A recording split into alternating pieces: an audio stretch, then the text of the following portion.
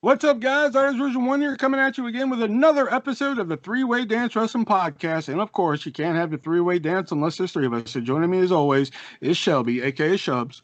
Hey, yo. And joining me as always is Mr. Roboto himself, Nick. Hello. Oh, and there it is, right on cue, Mr. Roboto. Second week he called him that, and the second week that he's fine. No, it worked. No, it did it over here. It did L-O on my end. Oh, okay. I heard it pretty clear. Oh, okay. So on my end, it did it. So, all right. And we're coming off last week's episode of our 10 favorite matches, which is our worst listened to episode ever. So we know never to do that again. So, yeah. So let's get right into it. It was kind of a slow news week here. So we got a packed show here again. Of course, we got the news cycle here. We're going to talk about Takeover in your house, which I didn't want to do, and before we started recording, apparently Shelby kind of regretted kind of wanting to do. Of course, we're going to play It Came From eBay, and plus we got a new game for you guys tonight called the 3-Word Dance. We're going to see how that works out, see if that's something we want to keep doing here. So let's go ahead and get right into it. It's kind of a slow news week. I couldn't really find a lot, so let's get right into it. And the first one here, coming from our good old friend, you guys remember Barry Horowitz? Yeah. He has gone on record in saying that he doesn't care whether or not he is in the WWE Hall of Fame because the Hall of Fame is, quote, all in Vince's head. Well, he's not wrong.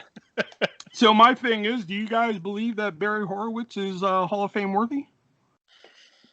You know, I mean, if Coco Beware and others, namely, like the celebrity wing, even if they can be in there, well, even Khali, then yeah, sure, Barry Horowitz. I also saw where he said that if he's not in, that must mean he's too good for the Hall of Fame.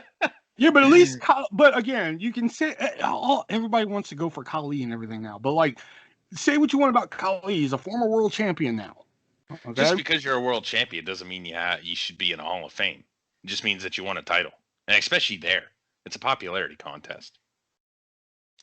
Especially well, look how popular former world champion Chris Benoit is. Well, kind of did that one to himself, didn't he? And he kind of did it to other people too. Wow. No, but because there's been I wouldn't say a lobby, but there's been pull for a while that people want Steve Lombardi, aka the Brooklyn Brawler, in the Hall of Fame. And yeah, it's kind of an abomination that he's not, though. You know, so like I'd be okay. Like if they came out, next January and said, Barry Horowitz to the Hall of Fame, I'd be okay with it. How many people did the Brooklyn Brawler like fucking put over and make look like $1 million? Sorry, I know we're talking about Barry Horowitz, but yeah, but Barry Horowitz also put over people and made him look like $1 million though too. True. Yeah. True. But I mean, he said that he doesn't want to be in anyway, so. He said he wouldn't mind. He said if he never got that call, he wouldn't mind. But he also believes that the Hall of Fame is just all in Vince's head. Oh, I see. I missed that. Okay. And, what do you mean you missed that? When I said that, you're just like, he's not wrong. I thought that you said that he didn't want to be in the Hall of Fame. That's what I missed. Oh, okay. Yeah. Okay. All right, so you got Hall of Fame, Barry Horowitz out of the way. The next one here, I actually put on my list, and then I took it off thinking, like, we're not going to talk about that bullshit. But then, like I said, it was a slow news week, so I put it back on. You guys familiar with GCW? Little. Gage. Yeah, Nick Gage. Apparently, Matt Cardona, formerly known as Zack Ryder, quote-unquote, invaded GCW and attacked GCW heavyweight champion Nick Gage, and is apparently doing like an invasion type of thing of GCW, where he is attacking GCW champion Nick Gage, and he has gotten some nuclear heat for it. If you go watch the video for it, he has gotten some nuclear heat for it, and it's like another coming out party for Matt Cardona here. Have you seen this video? No. When you say attacking, do you mean like a shoot or a work? I mean, it's a work. Oh, but like okay. he's also playing it like an invasion type of thing because he came in masked And he also acted like he was John Moxley at first because he did like John Moxley movements at first, and then he even hit him with the paradigm shift. And then people were like all jazzed. At first, people were all jazzed because they're like, "Oh, it's Moxley! Oh, fuck, it's Moxley and Nick Gage and shit." And then he took off the mask and it was Cardona, and people lost their fucking minds. Anything that sees the bank addicted drug robber getting his ass kicked is okay with me. Your hatred for people sometimes. New Jack, Nick Gage, Asuka. It's just. I don't hate Asuka. I hate her character. She's a You fucking hate child. New Jack for some reason. New Jack's awesome. New Jack just shot on too many people and tried to kill too many people, and I can't be okay with that. Oh my god, he tried to kill 2 people. So what? I'm pretty sure it was more like 4 or 5. Was it not? Well, I mean, Gypsy Vic Grimes kind of deserved it. Yeah. Mass Transit maybe didn't deserve it, but he shouldn't have did what he did. He didn't deserve it, and he should not have fucking signed up for that. But they should have had like a little bit more rigorous of a fucking. He was found not guilty. You mean? Well, he was found not guilty under the terms that he would actually train mass transit, and he was like, "Yeah, sure, I'll train him and everything," and then he never did it. I don't know if you ever knew that, but those were the terms of the agreement. He said that Mass Transit's family and everything said that they would drop the terms, they would drop the lawsuit under the agreement that New Jack would actually train Mass Transit like professionally. And New Jack said, "Oh, well, yeah, sure, I'll do that then if you drop the charges and everything." So they dropped the charges and New Jack disappeared and never showed up. Let's not even discuss that part of it. But if you just saw your son get his ass kicked and nearly killed by a man, would you then go up to that man and say, "Oh, can you train him though?" Yeah, but still, you also got to think of the other side of the coin. I know we started this thing on Ryder and GCW, but whatever. But like, also you got to think of the other side of the coin of this too. Here's a 17-year-old underage kid who is in the wrestling business for a cup of coffee, who goes up to somebody like New Jack and says, "Okay, New Jack, this is what we're gonna do. We're gonna go out there. We're gonna do this, this, and this, and I'm gonna give some color." Well, did he not ask New Jack to get him color to yeah, like but get? Still, yeah, but you don't go to somebody like you don't. I know. Go to a veteran and be like, Yeah. "This is what we're gonna do, brother." Yeah, especially like in that day. Now, do I agree that New Jack should have went out there and almost killed him? No, not entirely, but no, not entirely. Not entirely. Not entirely. Should he would have? I mean, would it have been okay for New Jack to go out there and stiff him a couple times? Yeah, maybe, but to go out there and do what he did entirely. All right, anyway, we got all there. Yeah. All right, so Cardona. next up here comes from Braun Strowman. I don't know if you guys heard about this. And it kind of relates to the next story too here. But Braun Strowman, as you guys know, released 2 weeks ago now. I don't know if you guys have heard this, but, when most people get released from WWE, they go on the indies and such like that, and they have a price, that promoters pay and such like that. Well, Braun Strowman's no different.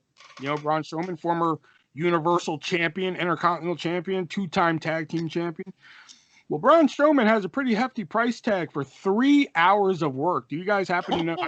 Nick knows because he's laughing. So, Shelby, do you happen to know what Braun Strowman's price tag for 3 hours of whether it be autograph signings or a show they show up? Do you know what his price tag is? I'm gonna go with $1,000. $1,000? Yeah. Oh, Shelby. Oh, yeah. If we were playing it, if this was it came from eBay, you really undershot because for Strowman's price tag, if you want, if you're running an indie show or an autograph signing, and you want Braun Strowman to show up for 3 hours, his price tag is $10,000 to $15,000. Oh my fucking god! So he doesn't need the money, obviously. Obviously. So it's either one of two things. It's either I'm going to set my price so high where people don't book me, which is what some people want to do when they don't want to be booked. Some people just set their price too high where they're just like, fuck it, I know nobody will pay this price, so I know they won't book me. Or it's just that's really what he wants, Which leads me into my next story here, kind of, because as you guys know, as many people know, I collect a lot of wrestling autographs and such now. I don't know if you guys have heard this one. It's kind of been flown under the radar here. But WWE / Vince McMahon has now banned former WWE stars to sign their WWE names on autographs. So that means if you show up to Miro with a Rusev picture, he cannot sign that picture Rusev. If somebody catches him, to be fair. Well, I mean... But, I mean, would it be worth the risk, I guess? Oof. I mean, but okay, but think about that. End up in the internet. Yeah, but think how shitty that is, though. Just think if, like, a little kid, like, watches old YouTube videos of, like, somebody like Aleister Black, and they think Aleister Black is so awesome. They have an Aleister Black action figure. They go to an Aleister Black, a.k.a. Tommy End, signing. They want this Aleister Black action figure signed Aleister Black, and he can't do it because of fucking Vince McMahon. He has to sign this action figure Tommy End. You know how, like, disappointing that would be? Yeah, it's kind of a shitty thing to do, but I could see why he'd do it. He owns the name and he wants to make money off the main name. Makes sense. I'm not condoning it, but that's just the way he is, right? Yeah. He didn't become the billion-dollar corporation that he is now because he was a nice guy. Yeah, I know, but what about when it comes to people like Matt Hardy? So Matt Hardy can't sign shit no more. But that's his real name. Yeah, I was going to say that was also his name in WWE. No, yeah, but they wouldn't be able to. That's not part of it. Like, how shitty would that be? Like, Mr. Matt Hardy, can you sign this for me? Sorry, that was my WWE name. I can't sign it. But your name is Matt Hardy now. Yeah. Yeah, I know. That's the shitty part about it. Just signs it broken. It's just sign Matt. Sign Matt. It's like...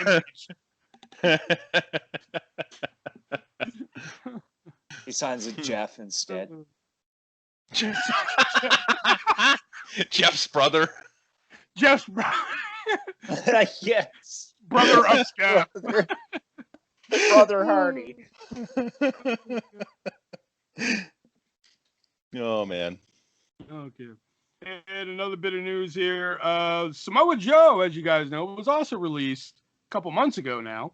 Yeah. And the news going around is that he has been signed back to NXT. And actually, before recording this podcast, it has now been shown that he is now the enforcer for General Manager William Regal. Apparently, he is still not cleared to wrestle, but Triple H was upset that he was let go, which I'm pretty sure there's some legality in that, because I'm pretty sure there's a law where, like, you cannot release somebody if they're not cleared to wrestle. So, like, I'm pretty sure there's, like, a law against that, but whatever. But Triple H wanted him back, so he got him back in the NXT brand, but he can still not wrestle. So after William Regal teased a retirement, he signed on to be the enforcer to William Regal to make sure shit gets done right. So you guys excited that at least Samoa Joe is still with the company, or would you guys prefer him to still wrestle? I'd like to see him wrestle. I'm glad he's back in NXT, and I hope he does get cleared. I'd love to see Cross defend the belt against him, but I don't think that's going to happen. I'd like to see him against Bronson Reed. There's a lot of guys in NXT that I think he would match well against. I thought did I see something that was fake? I thought he went back to Impact at one point. No. So what they did was similar to last year with the Slammiversary promo. They just threw imagery of him in the Slammiversary promo to hype. Okay. They also used Brian They did Danielson. that this year. They Mickey used James. like all the big names that they could in the Slammiversary, and then they signed fucking Steve Cutler.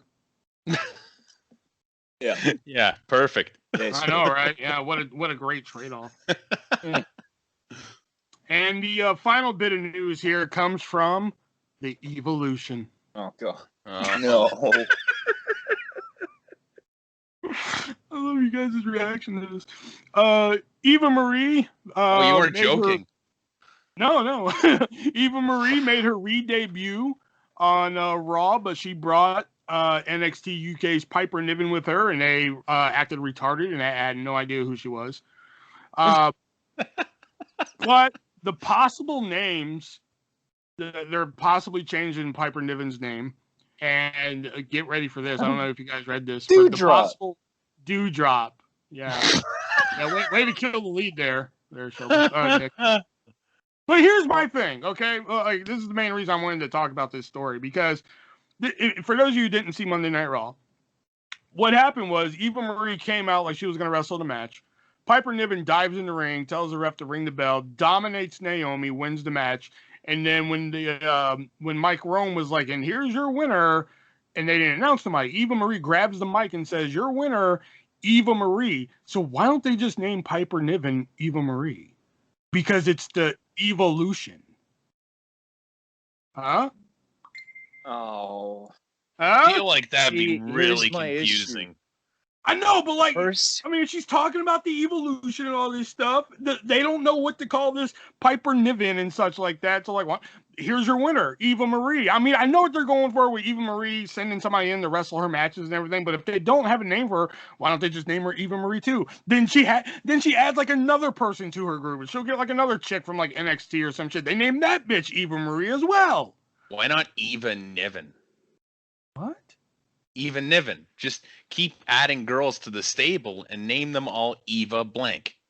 Eva LeRae, Eva Blackheart, Eva fucking dumbfuck. I don't fucking know. You know what I mean? Okay, so my big issue is, why did we run weeks of vignettes just for Eva to show up with the same gimmick that she had when she left? The only difference is she has somebody else doing the matches now. It's not a wardrobe malfunction or whatever. It's, oh, hey, you're going to wrestle now. And then she looks disgusted with her after, which was even better. That was awful television. And I feel bad for Piper Niven.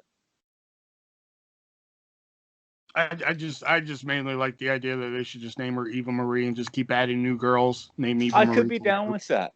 Eva Marie is so narcissistic that everybody is named Eva Marie, and then like, I could be down with that. Yeah. But then they would spin it into Bray Wyatt somehow, and God, don't even get me started on that. Don't even get me started on that fucking Alexa Bliss fucking nonsense going on. Oh, Shayna Baszler is going to be Lily, so that's that. What? I don't know. That's what's going to happen. Nope, don't want to do it. Nope, don't want to do it. Nope. Nope, don't care. All right, so that was the news for the week, and yeah, not a lot of news. It was kind of a slow news week there. All right, so let's get into our favorite game that we like to play. It came from eBay, and right now the score is 7-5. Shelby's climbing up there. Hell yeah. I know, right? I'm gonna bump that up to 8 tonight, yo. Yeah, that's what I said last week. You failed miserably.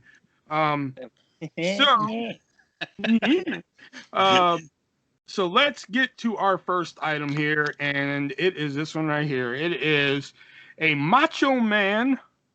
So, okay, why am I Mr. Popular all of a sudden? If y'all hear the bleeps in the background, my Facebook going off there. Let me just turn that off here, because there we go. Okay, cool. I don't know why I'm all of a sudden Mr. Popular.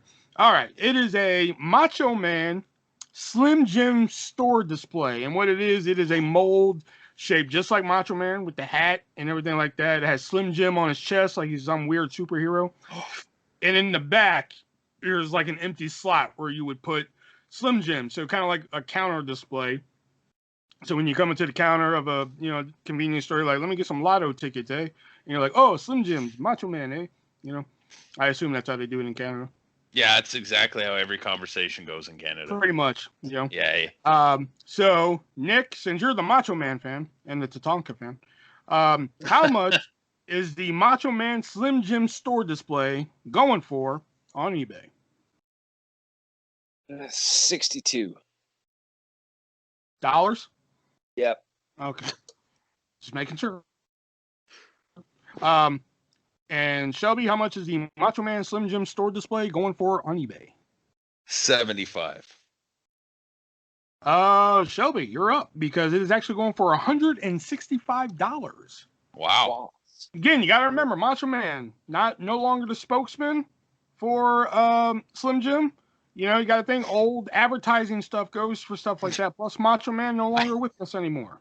I'd kind of hope he wasn't the sponsor anymore. You know, the funny thing is, though, anymore. Like, even though he's not the spokesman and no longer with us, anytime you see Slim Jims anywhere, and I can attest to this, anytime I've seen a Slim Jim and there's like other people around, I say, step into a Slim Jim, and somebody always is like, ooh, yeah.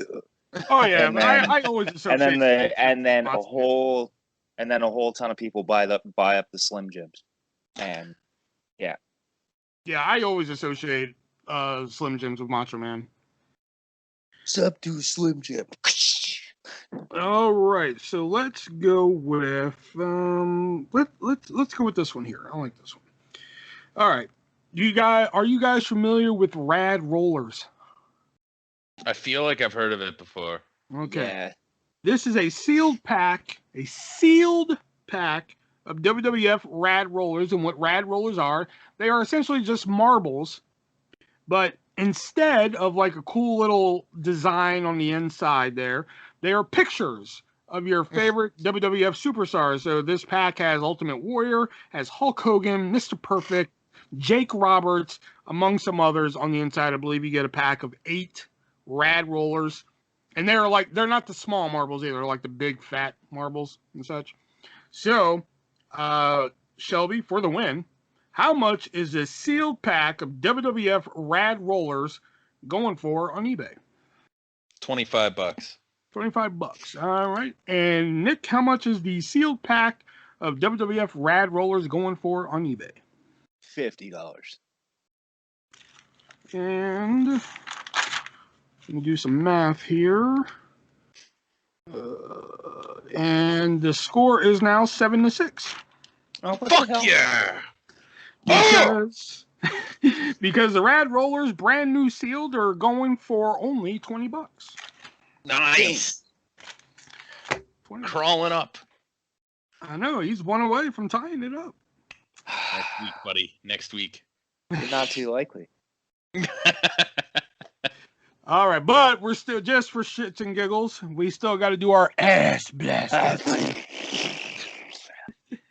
And since we did talk about him in the news cycle, I've had this one written down for a while, so what better time to do this one? And that is the Barry Horowitz ring-worn signed tights. Not by Tully Blanchard. God damn it. I was trying to get it out. No, they're not signed by Tully Blanchard. They're actually signed by Barry Horowitz himself. Wow. So they're just signed his name, no inscription, no, best wishes, Tully Blanchard, nothing. So Nick, just for fun, because you've already lost this round here, but how much are the Barry Horowitz ring-worn signed tights going for on eBay? $7,500. Okay. And Shelby, how much are the Barry Horowitz ring-worn signed tights going for on eBay? I was gonna go around that too. I'm gonna go $8,000. Oh, Nick, you would have got that one because these are only going for $999.99. Guys, it's Barry Horowitz, not fucking Ric Flair. Jesus. Well, Ric Flair, I would have said over $10,000. I was also gonna say $7,000, and then Nick threw me off with this $7,500. I was like, fuck. It would have been hilarious if it was best wishes Tully Blanchard, Barry Horowitz. And you know what? We'll throw it in right here. We'll play our new game here just to see who wins it. It is a game I like to call 3-word dance. What I'm going to do here is I'm going to give you 3 words, 3 random words that will associate to a wrestler. Okay? And what it is that one of you two, it's a free-for-all. One of you two got to get to it first, is what wrestler it associates to. Okay? All right. So the 3 words I'm going to give you here. All right. First word is tough. All right. I know it sounds very generic, but tough, rumble, taker. Those are your 3 words for the 3-word dance. Tough, rumble, and taker.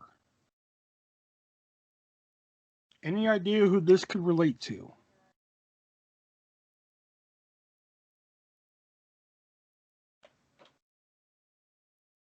It is a wrestler, not a manager, not a commentator, or anything like that.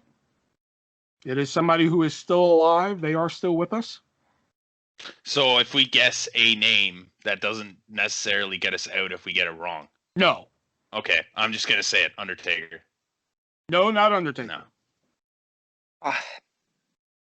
Tough Tough Rumble Taker.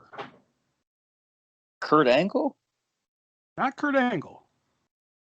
Not Kurt Angle.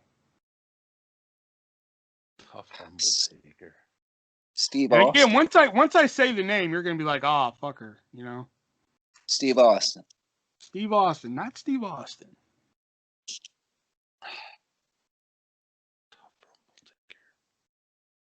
Tough Rumble and Taker, which is short for Undertaker. Are those words necessarily in like a certain order, or No, are they just? not. Okay. You can put them in any order. Undertaker, Tough Rumble. You can put them in Rumble, Undertaker, Tough, Taker, Tough, Rumble.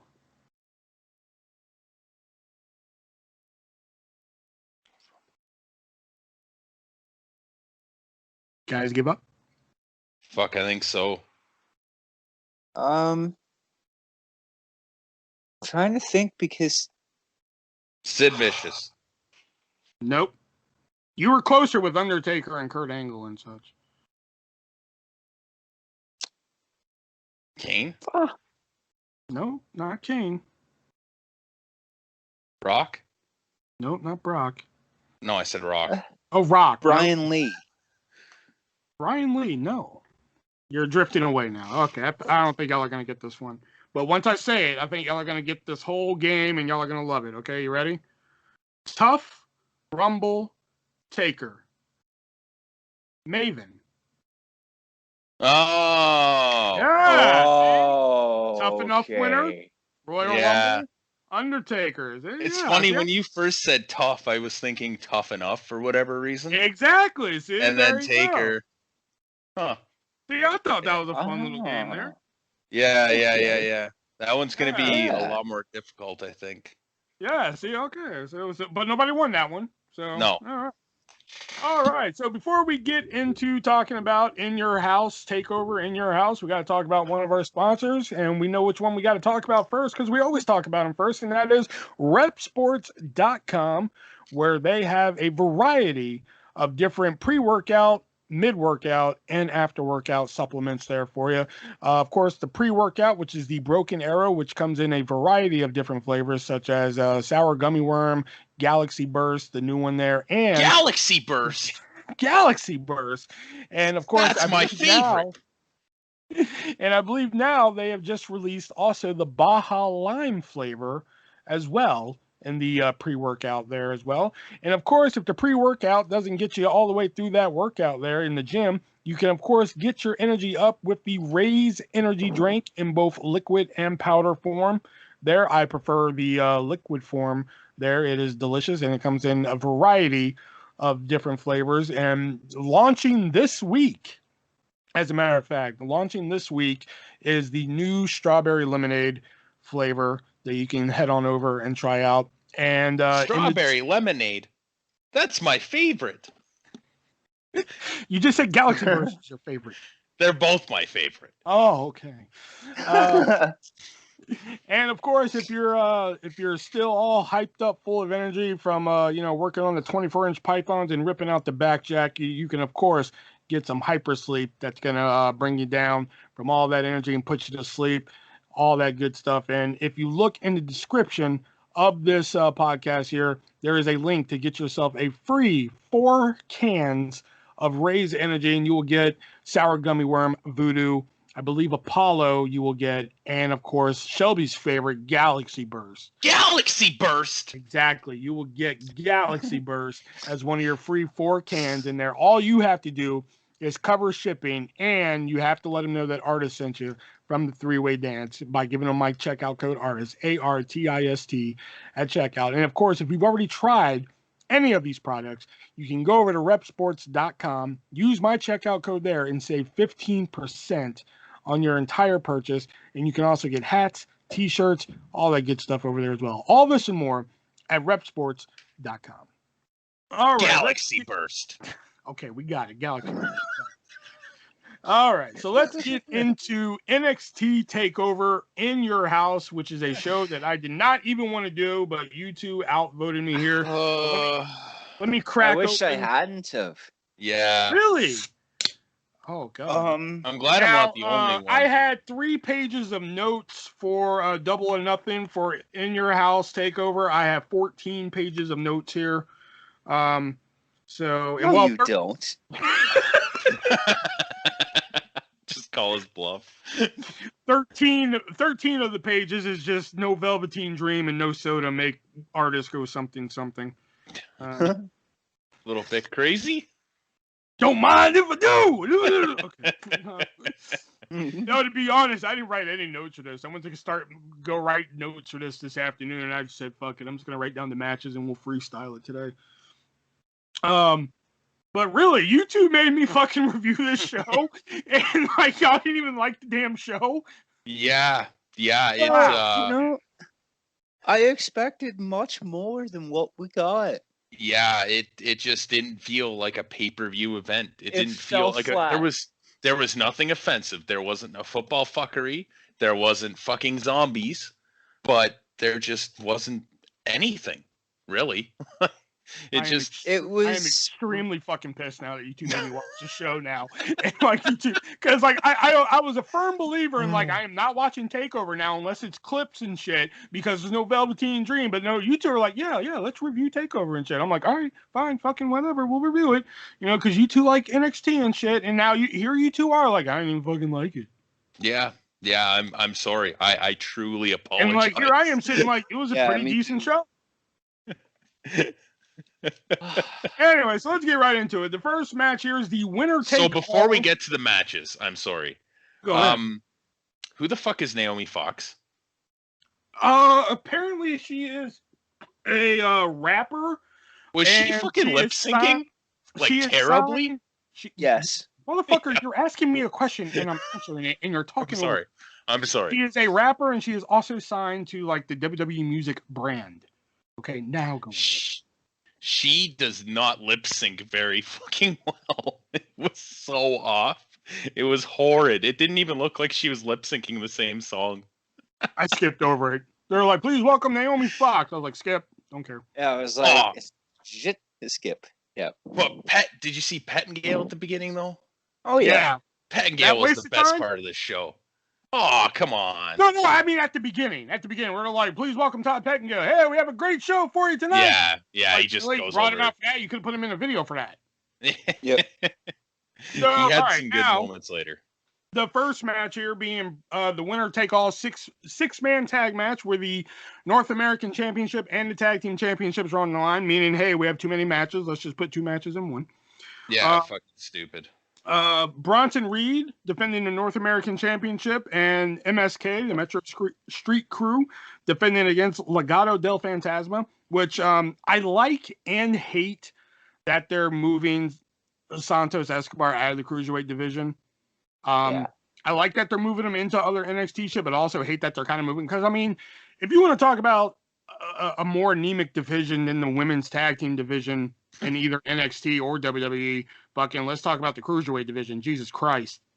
Yeah. Oh, man, they just poached Isaiah Scott and Ashanti Adonis. And, they've pretty much got Daivari and Kushida and the Bollywood Boys. And that's basically it. And Tony Nese is basically like the jobber to the Cruiserweight stars now. Yeah, because Brian Kendrick stays home. Yeah, So, I will say there were a couple spots in this match that like I really kind of marked out for. I really like the assisted 450 that Legado del Fantasma did. I thought that was a really cool spot. I like MSK's finisher, but I like it better when Dark Order does it, when it's called the Fatality. But other than that, I thought it was a pretty, flashy opener. Everybody went airborne, which I thought, because usually when the big man teases that they're gonna fly, usually somebody stops them and shit, but they actually let the big man go airborne this time, even though he did a dive. That bothered me that he did a dive. Really? Yeah, I was like, really? You had to do a dive? Yeah, Oh, man. he doesn't five need to other do a guys dive. you have 5 guys in the match that do dives. You did not need to do a dive. You could have even done a splash. Like, come on. Well, That I liked it because, really like I said, bothered. usually in a match where like they have like the hefty fella, usually like he teases doing like a dive over the top rope or through the rope. So usually he runs off the ropes and somebody stops him. That usually what happens. And this time it was kind of like Ric Flair and Shawn Michaels at WrestleMania 24. It was like, oh, we finally got to see that fucking Ric Flair move off the top rope. He doesn't need to fly. He has so much more than that. The only spot where I do like him flying is I love his finish. I love the splash off the top rope. It's so impactful. It's incredible. Splat. But there was so much obvious cooperation in this match. It took me out of the match. There was a point where Bronson had one of the fucking I called them Lucha House Party 2.0 because I couldn't fucking remember their name. But anyways, he had one of them on his shoulders, and then the other guy climbed on top of him so that Bronson Reed could do a fucking Samoan drop. It just made it look fucking phony and stupid. And there was a couple other spots. It was way too predictable. Not to mention, it was I was not once sold during the match that Legado del Fantasma would win. I thought going in that they would, but I don't keep up with NXT that well. I just know that like Santos Escobar has been really hot lately, so I honestly thought that they were going to take it, and I thought that's why they made it a 6-man tag, was so that Bronson Reed didn't have to take the pin. Well, and plus Bronson and MSK are recently the new champions, so like it really could have went either way. Yeah, and I think that's probably why they decided to keep the belt on him here. I imagine at some point Santos might actually beat Bronson Reed for the North American title, and at the end of it I put that I would have rather seen a tag match and a singles match with these guys than the 6-man tag. This seemed like a Raw NXT match. It was an NXT main event with titles on the line. Yeah. I mean, it's something different. I get that they were going for something different. It's something you don't see all the time. Winner take all the time. I mean, honestly, did I need to see another MSK Raul Mendoza fucking Zima Ion match or fucking whatever he's called there? No. So like, I kind of like that they did something different here. Oh, and also like the Santos Escobar just picking up Bronson Reed like it was nothing, and Michinoku. That was insane. I couldn't believe he fucking did that. That was crazy. He picked up Bronson Reed like he was just another fucking cruiserweight and just drove him down. Yeah. But overall, I thought it was a nice, fun opener. I had fun with it. I thought some of the spots were really cool. I do think, I actually thought about doing this episode one day if I can actually think of a whole bunch of them. In fact, I'm going to write it down right now just in case. There's a lot of wrestling cliches that get, tossed around. And one that, like, I think is really cool, but one that's also starting to get overused is being driven through the barricade. Yeah. And, like, while it did look cool, don't get me wrong, seeing Escobar getting driven through the barricade, I mean, it's just like, damn, it's like, we've seen it, dude. Yeah. Yeah. This match was just too fast too, and I get that they're a lot of them are high flyers, and that's kind of the way that they work. But this show in general, there wasn't a lot of working in this show. It was a lot of doing spots in this show, and I can see why some people enjoy that, but it's not something that I enjoy. Overall, I would say that this was probably one of the better matches on the show, especially as an opener. Even though they had all the obvious cooperation in the match and stuff, but still not my favorite match of the night. But yeah, anyways. The only thing that would have made this match a little bit better would have been a little bit of Velveteen Dream. You know what? A lot of Velveteen Dream would have made this show better. I'm sorry I ever dissed the Velveteen Dream. All right. Next up here is a grudge match between. Oh, you forgot about the Todd Pettengill. Oh, what was this Todd Oh, the Pettengill thing? PR. He goes to like they're showing packages for Xia Li and fucking Martinez, and he goes to grab the tape and put it into an old school fucking TV, and the girl walks up and she's just like, "We don't do that anymore. We got a production truck." He's like, "Oh yeah, I'll take this back to the production truck," and he runs off, and the girl's like, "Roll the footage." It was just funny that he's like a little bit out of touch and whatever. It was I honestly, he was probably my favorite part of this show. I thought my favorite Pettengill bit's coming up later. I can't remember where it comes, but I think I know the one you're talking about actually, and that was probably my match of the night, to be honest with you.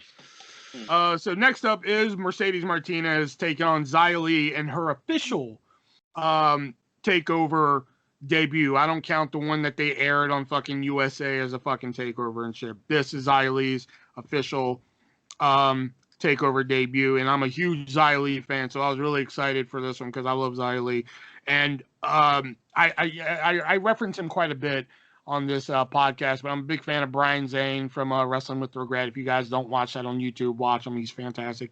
He actually ranked this as the worst match of the night, and I'm just like, wow. I maybe because I'm a mark for Xia Li, but I love this match. I thought it was really great.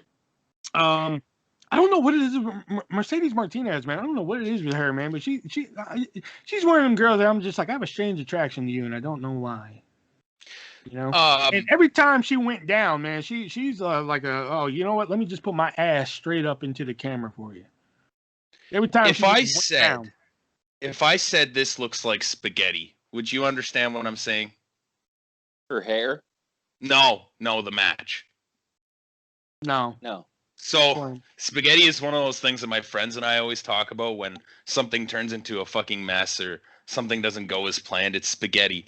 This was fucking spaghetti, man. This match, there was so much miscommunication. They weren't clicking. It just didn't feel like they were on. And I guess that they had a really great match, the Mae Young Classic, whenever that was. I don't remember what year they said. But this one, 2017. This one, for me, it did not click. And I would agree with Brian Zane. This was probably the worst match on the fucking show. Well, your opinion is wrong. As usual. I'm not sure I would agree that it was the worst match in the show simply because I was more invested in what was happening throughout than I was during a large portion of the show itself.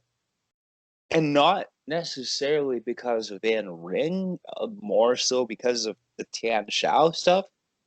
Mm-hmm.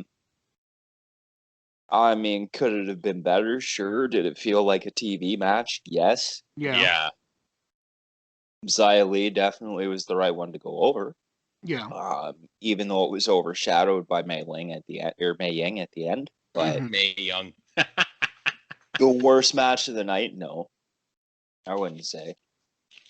Like I said, I could be looking through it with rose-colored glasses because I'm a Xia Li fan, and I was really happy that she finally got like a fucking takeover moment because she's been with NXT for like 4 or 5 years now. She's probably the new like Ty Dillinger, Angelo Dawkins of NXT. You know, yeah, and I was really happy that she finally got onto an official takeover. Like I said, I don't count that one that they put on USA where it's like this is the takeover on USA. No, I don't count that one because she was on that one. She was like in that women's gauntlet match. I don't count that one.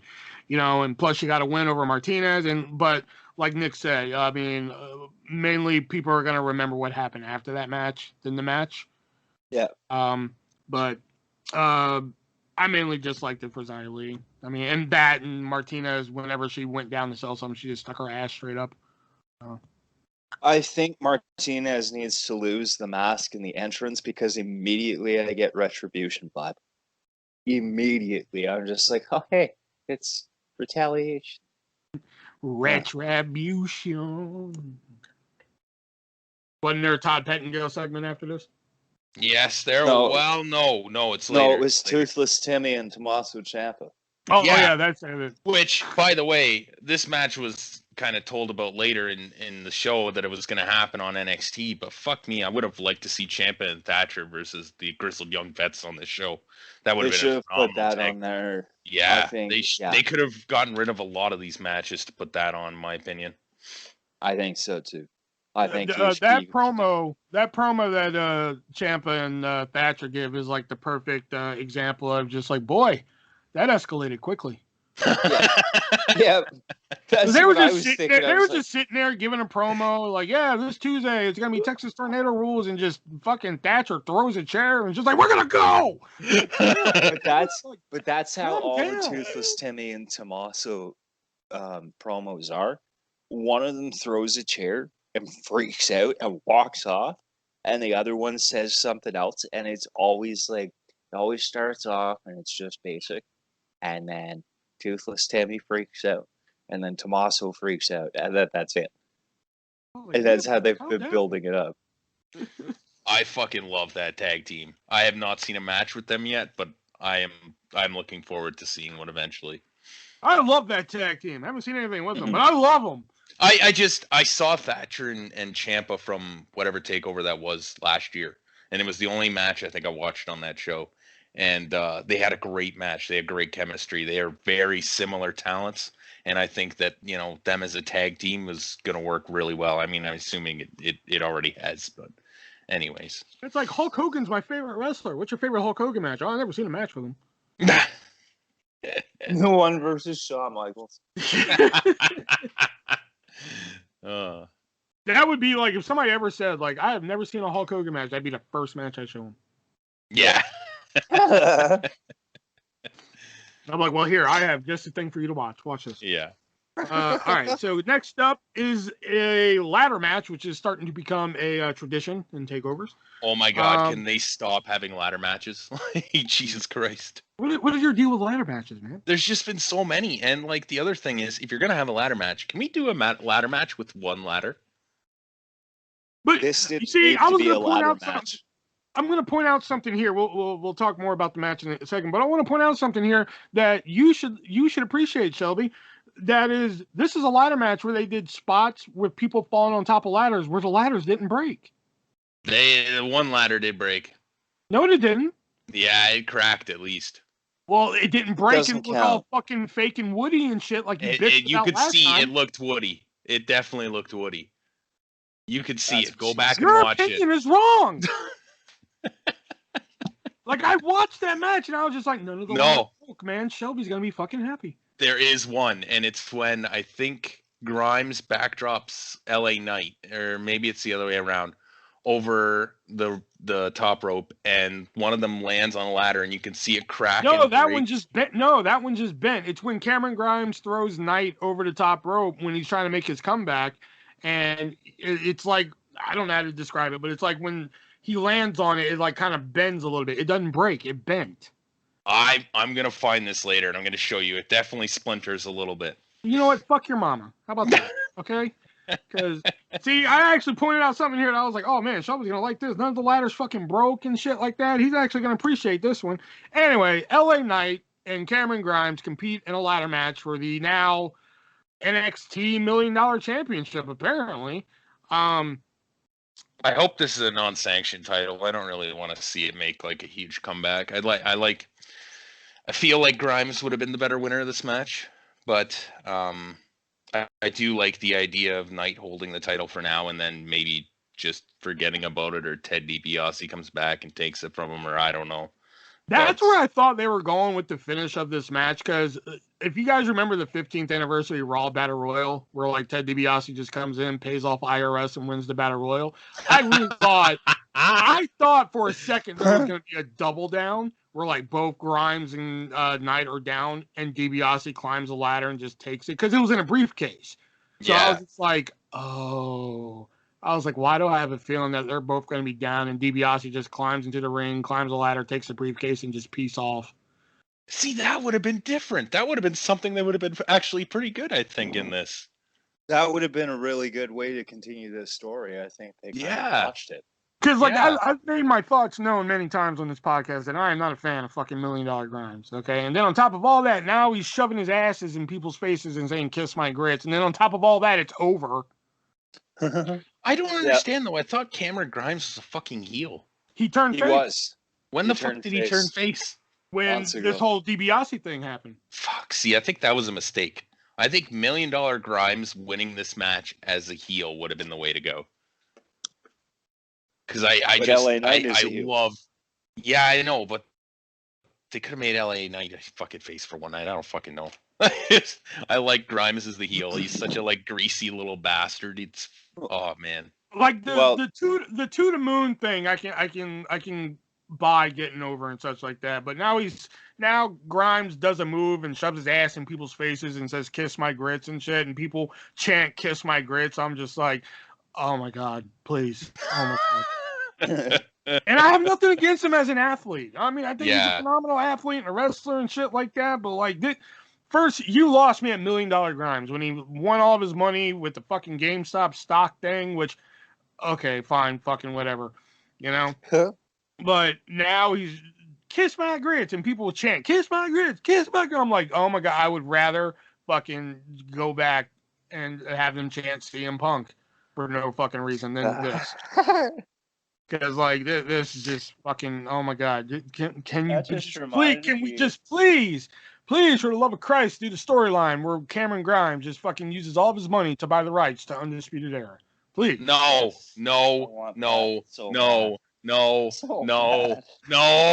The Undisputed Era Cameron Grimes. No, do not ruin the Wears Undisputed 4 Era. armbands. Oh, if he did the Undisputed Era all by himself, I'd be game for it. Where he's just Undisputed He's all Era 4 Cameron members. He's the messiah of the backbreaker, Cameron Grimes. That would be okay, but just to like what you were saying, have him replace Adam Cole is just stupid. But overall, though, the ladder match. Let's get back to the ladder match. The ladder match, I will say, to quote Brian Zane again, this was not like a typical ladder match where, like, you know, they're fucking stacking ladders up. They're fucking, you know, making fucking concoctions of ladders and shit like that. Like, everything seemed really believable for a ladder match for a change. It's kind of, it's kind of like really got like original ladder match type of vibes, by which I mean, like, you know, Razor, Shawn, WrestleMania 10, such like that. Like, they didn't go like kooky balls to the wall. No, and that's a fair point. They didn't go crazy. I still didn't really like it that much. I didn't think there was much to it. I would agree with that too. There wasn't much to it, although it was okay for what it was. There wasn't much to it, and even though it was the right result, I just am not sold on there being yet another championship because it sounds as though it's sanctioned. And that's the thing, though. Really that's the question I have coming from this match. Okay, so let's say it is sanctioned. LA Knight's now the NXT $1 Million champion. Where does it go from here? Yeah, that's I could see like him defending it against Grimes again, say, and then maybe defending against somebody else, losing it, and then just having the title disappear. But then what was the point? Because it'll do nothing to get either of them over. Mm-hmm. Yeah. Or maybe this is maybe this title they used to get the comeback we never knew we wanted, and that we get the NXT run of Virgil. I was just about to say Virgil, and I was like, he's not going there. I mean, they did that with Ted Jr. with Virgil. So I wouldn't be surprised. No, I mean like LA Knight's the $1 Million champion, and Virgil comes back and he's like, I want what's mine. And we have LA Knight versus fucking Virgil at TakeOver Vegas. What about LA Knight versus the Ringmaster? Oh, come on. Fuck it. LA Knight versus Otto Von Ruthless. Fuck it. Otto Von Ruthless. Let's just throw it all out there now. It's like LA Knight versus Dink the Clown. Like, great. Okay, now you're just talking stupid. Oh, because we weren't before. Okay, now I think it's the Todd Pettingale sketch, right? Nope. Well, it was one of them, but there's two left. Which one? This Which one's this was the Suge Knight one. Suge Knight. Yeah. Okay, I didn't see this one. I must have skipped it. It was what's the stable they have now with the three black dudes and the girl. Oh, Hit Row. Hit Row. It's the one guy. The one guy's like a big dude, and they're called Hit Row. And I was like, oh, Suge Knight started wrestling. Okay, no, that dude is what's his name? I don't even think he's as tall as Suge Knight. AJ Francis. That's it, AJ Francis. I like it. Top dollar, AJ Francis. Yeah. I like Hit Row. I don't really remember what happened in that though. They were Todd Pettingale was pimping out NXT merch, and then Hit Row shows up, and they're just like, we have a single out right now available on Apple, Spotify, all this shit, and then they just kind of peace off pretty much. Yeah, okay. Do they really? Pretty much, yeah. I think he's referring to the song. Oh yeah. Apparently they do. Yeah. And next up, we have the NXT Women's Championship match with Raquel Gonzalez defending against Ember Moon in a match that just seems like, hey, we need a Women's Championship match on this show. Why does Raquel Gonzalez wear the championship on her fucking ass? So she can flex the fucking shoulder muscles and shit. Just put it over one shoulder or put it over your waist, or I don't fucking know. But if she puts it over one shoulder, when she flexes the shoulders, you can't see the flex. Well, you see the other shoulder, and I'm pretty sure both shoulders are going to be somewhat symmetrical. I don't think you get it. Obviously, I don't. No, you don't. Anyways. So, let me just check this out. Okay.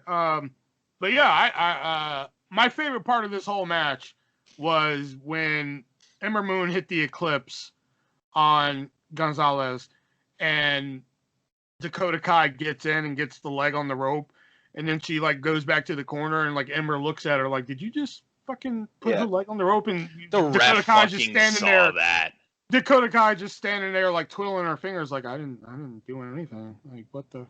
The ref's like, oh, she got her foot on the rope, and the ref was looking like directly at Dakota Kai when she fucking did that. I know, but I just love how like Ember Moon looked at her, and Dakota Kai was standing there like, I didn't do anything. I don't know what you're. Yeah.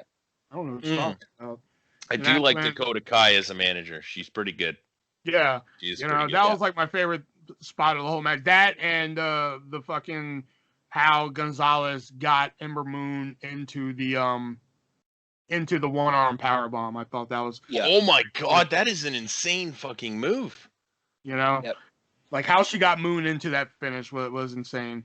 But other than that, people were just like, oh, this was like her best outing as champion yet. And I'm just like, I disagree. I thought this was... I love it was a nice showcase match for Raquel Gonzalez, but it wasn't anything special. Yeah, exactly. That's how I feel. I love Raquel Gonzalez. I mean, she's like one of my favorites in NXT at the moment.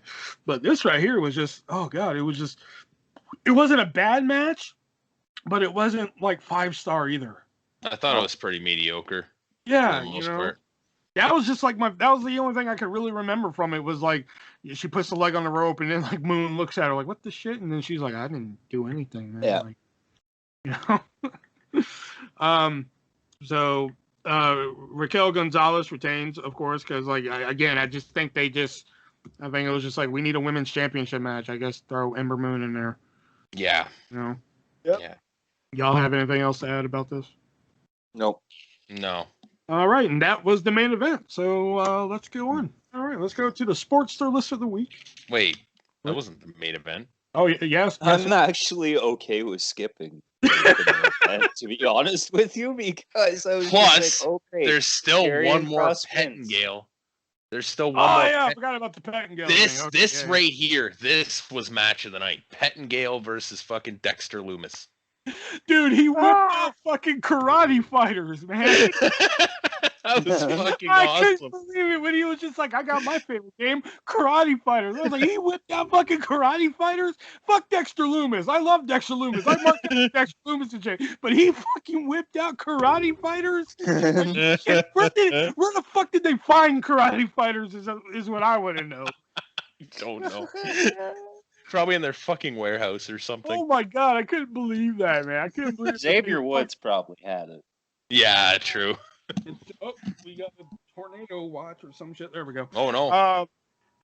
But yeah, I could not believe when he was just like, "Oh yeah, we got Karate Fighters." I was like, "Oh my god, what says 90s WW 95 96 WWF other than fucking Karate Fighters, man?" Yeah, that was great. That was a great That was like spot. my favorite thing is that like he fucking whipped out Karate Fighters, you know. Yeah. All right, begrudgingly, let's talk about the main event here, which is a fatal 5-way match for the NXT Championship with Johnny Gargano, Adam Cole, Kyle O'Reilly, Pete Dunne, and Shitty Cross. I'll let you guys. The only thing I liked about this match was the door spot because I was waiting for somebody to go through that door the whole show. Otherwise, the finish really set up for Kyle O'Reilly to go on the road as an underdog on his road to the title, which is nice. But otherwise, I'm getting so tired of seeing that finish, though. Yeah, they have done that finish like Roman Reigns did it at WrestleMania Backlash. Did AEW did this recently too? Was this on Double or Nothing, or was this just the Dynamite? This was just the Dynamite. Yeah, because I remember talking about doing Double or Nothing. Yeah. Okay, yeah. So I mean, this finish is getting a little overdone. I have a couple things here. Despite it being a 5-way, which I didn't really like, I did like the story of Cross just wanted to beat every single fucking guy in NXT, so he took them all on a 5-way. The Mount Rushmore of NXT. Yeah. I like that. That's a great story, and it's a good way to get him over. I don't think that this match did what they wanted it to do for Cross because there was a lot of times where he wasn't involved, and I think that hurt him a little bit. But holy fuck, that F5 was just insane. Did you see that? Oh yeah, the F10. He fucking just tossed him. Just fucking threw him. Jesus and again, anybody who knows me, like, fucking knows I can't stand Karrion Kross. I can't fucking stand him. I hate him as Killer Kross, Kevin Kross, fucking White Rabbit, whatever fucking whoever he's playing. I don't like him. I think he's like my 2021 version of Abdullah the Butcher or fucking Kelly, whatever. I can't stand him. But I will say that this was probably the most entertained I ever was by him in a match. I did mark out when it came down to him and Dunn. Like when Dunn that's the match it should have been, in my opinion. When Dunn went to the ring and shrugged his shoulders and was just like, come on. I was just like, oh yes, bring it. This and I was just like, I can't stand Karrion Kross, but I was like, this I want to see. And then he hit the bitter end on Karrion Kross. I was having those fucking movements in my bed and shit. I was like, oh, this is it. I was like, fucking, it was like Max Moon debuting again. I was like, oh, Pete Dunne and shit, motherfucker, But then, of course, he kicked out of his finish and killed his finish. But I thought I'm okay with the Fatal 5-way. I mean, it's not like fucking 2019 again, where like every other week there was a fucking Fatal 5-way. Or 2018, one of those years. I mean, the last like WWE pay-per-view had 2 triple threats on it. Like, Jesus Christ. Are we like how many multi-man matches do we need in like 3 months? You know your roster is severely bloated when you need to continually. Yeah. My point is that I was way more entertained with this match than I thought I was going to be. Me too. I'd say that as well. The first match, the ladder match, and this match, the only thing it could have added was a fucking little bit of Velveteen Dream in there. And Tommaso Ciampa. Maybe even Moon and Gonzalez. We could have sprinkled in a little bit of fucking Velveteen Dream. But I have nothing against Kyle O'Reilly. A phenomenal athlete, phenomenal wrestler. I don't see main event guy in him. Oh, he's main event, but he should not have been in this match. Neither should have And we Adam shouldn't Cole, be- and neither I should have Johnny shouldn't- Gargano. I shouldn't be thinking of Kyle O'Reilly currently as freshly squeezed Kyle O'Reilly either, and that's the vibe I get. And I hate the term "cool Oh. Kyle." That's Cool, stupid. Kyle. That I is hate, stupid. people call him "cool Kyle," and I'm just like, I don't like. Again, I have nothing in him personally. I mean, it's not like he's not carrying Cross. It's not like I fucking can't stand him. You know, he's a phenomenal wrestler. Like, I love him and Bobby Fish together as a tag team. Like, I Yeah. love those two together. Like, He's Red good with Dragon, Roderick Strong too. I think Red Dragon as a tag team is phenomenal. I just don't I don't see him as a main event guy. That's just me personally. You know, Well, I know I think- WWE would tell me like, hey, you know, Will, artist, go suck your fat ass. But that's just me personally. I You know? think They, at no, the they would next say, "Go takeover- suck your skinny fat ass." Well, that's Triple H. You know? I think at the next takeover, you're going to see Kyle O'Reilly and Karrion Kross, and I feel like Kyle O'Reilly's probably going to take the belt. I hope he does. I really hope he does. I think it's his time to shine. Choice. I mean, if he does, I mean, Really? good for him. Prove me wrong. It should Why- be Pete Dunne. It should be Pete Dunne. Pete Dunne should have had it like 2 years ago, and they didn't fucking No. put it on him then, and he doesn't need it now. No, it should be Pete Dunne. Pete Dunne doesn't need to be pigeonholed on the main roster. They should just give it to Pete Dunne. Send him back to NXT UK. No, he's already done everything there. He's done everything there. That's Walters. Pete Dunne Yeah. can have NXT. No, US now. yeah. Again, I love Walter, but I'm over Walter. Oh, come on. How are you over Walter? I mean, I'm not. Again, listen. Don't take that the wrong way. I'm not over Walter in the sense of just like I fucking hate Walter. But Yeah, like, yeah, yeah. It's just like fucking. I think like if Tommaso Ciampa would have won that UK title on that takeover, oh man, I've been happier than a pig in shit. No, You know? Walter. I just think it's time for somebody else to win the fucking UK title now. Walter is the best worker in the entire company. And I'm Walter not is the disagreeing with that. I biggest just, fucking bastard in the entire company.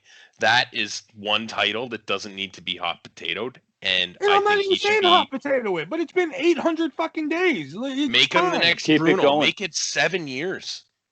Yeah. Fucking put that title over. I will shoot Yep. that man if he is fucking champion for 7 years. This is not fucking 1950s anymore, man. That 7-year title reign shit doesn't work anymore. Sure it does. It's working No, right it How do you doesn't. now. know? How Yeah, you know? how do you know? Nobody does it. Yes, people Nobody get does it. pissed.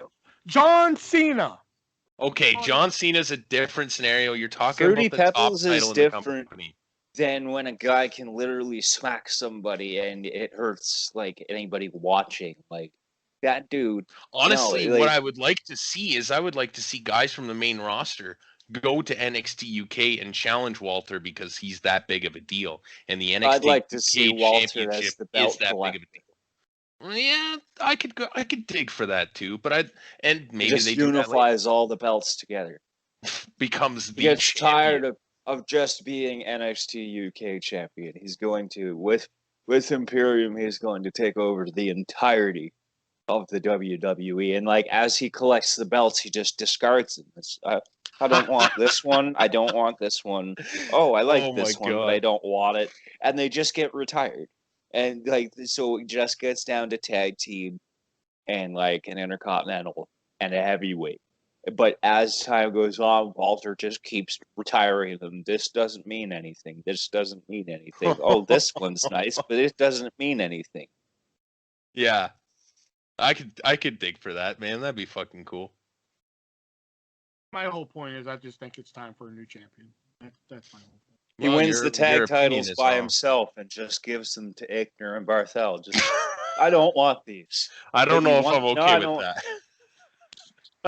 I just wanted to win them. Wins them. So, Just he doesn't defend them. Just wins them. Ickner, Barthel, hold these. But sir, hold them. You defend them.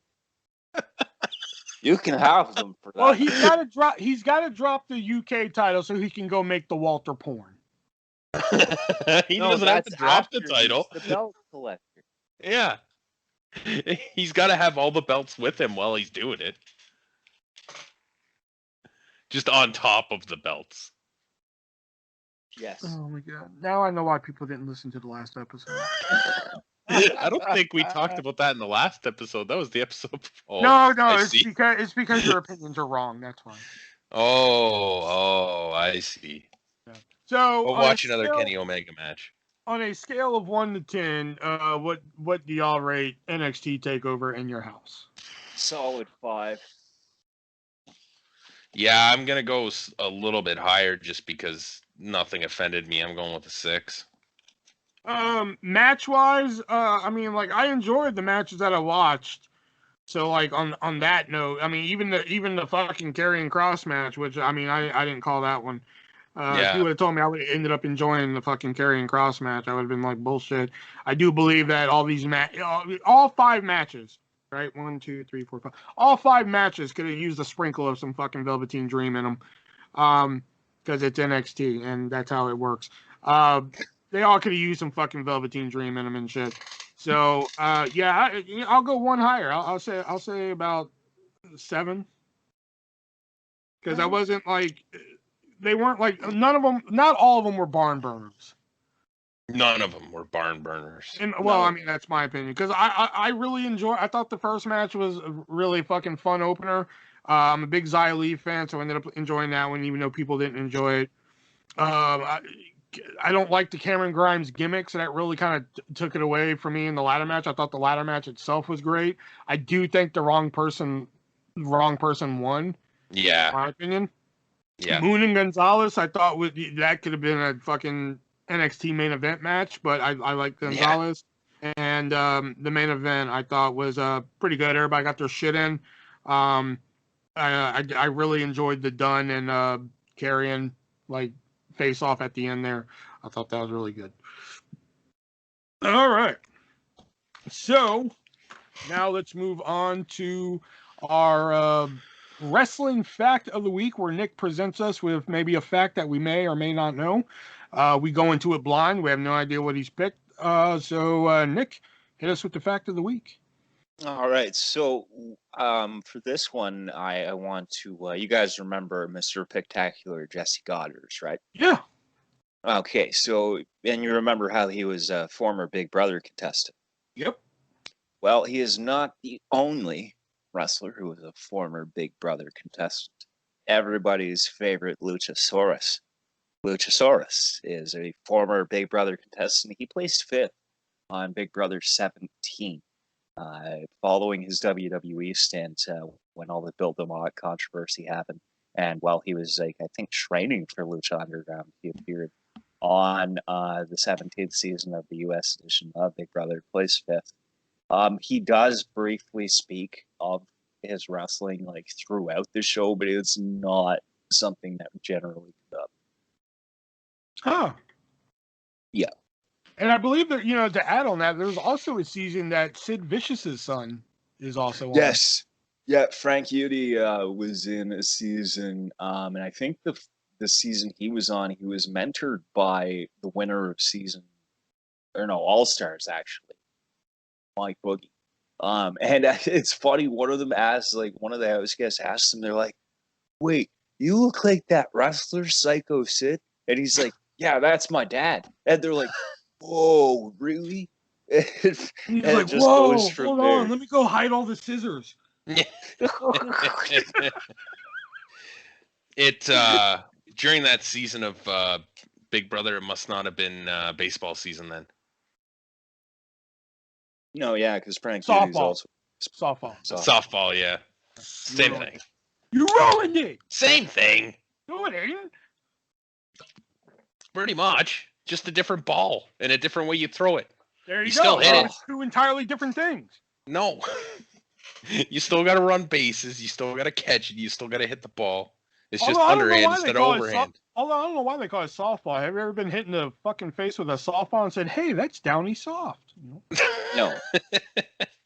It's left a mark, and I'm pretty sure, like, there's been, like, yeah, no.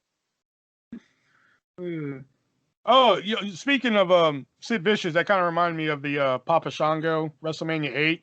I asked Papa Shango, I met him. I asked Charles Wright about that. I was like, hey, well, can you tell me about that WrestleMania 8 run-in, man? About how you fucked it up? And he was like, hey, man, bad timing. Huh? Ah, Moving on. All right. Before we get to our sports list of the week, which is going to destroy fucking Shubs' psyche, we got to talk about our other sponsor here, and that being HardToFindTV.com and their sister site, FanMadeDVD.com. Where on those websites you can find hundreds, if not thousands, of TV shows that are not available on DVD. And if they are available on DVD, you can get them for a cheaper price. And not only that, they're available on DVD, but you can also upgrade them to Blu-ray if you want them on high definition quality there. And if they don't have a show listed on that website that you're looking for, you can email them a request and they will try their best to track down that request and slap it on a DVD for you for a fair price.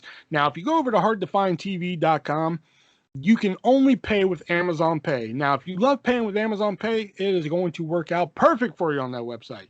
But if for some reason you don't have Amazon Pay or you don't want to use Amazon Pay, you can go over to fanmadedvd.com and you can use your credit card, you can use your PayPal, you can use Amazon Pay there as well, and you can use all of the forms of payment there, as well as using my checkout code ARTIST on both sites and save 15%.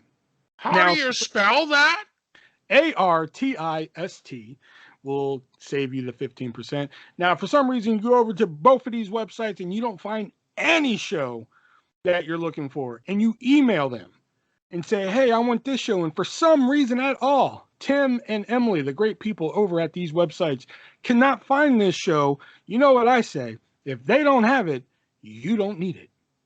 Head on over to hardtofindtv.com and fanmadedvd.com today. Use my checkout code ARTIST and save 15%. All right, so let's get into the sports list of the week, which, oh man, I have been waiting all week to do this. So, the sports list of the week is a ranked list. The 10 best factions in WCW history ranked. oh no. Oh, yes. And it's going to kill Shelby.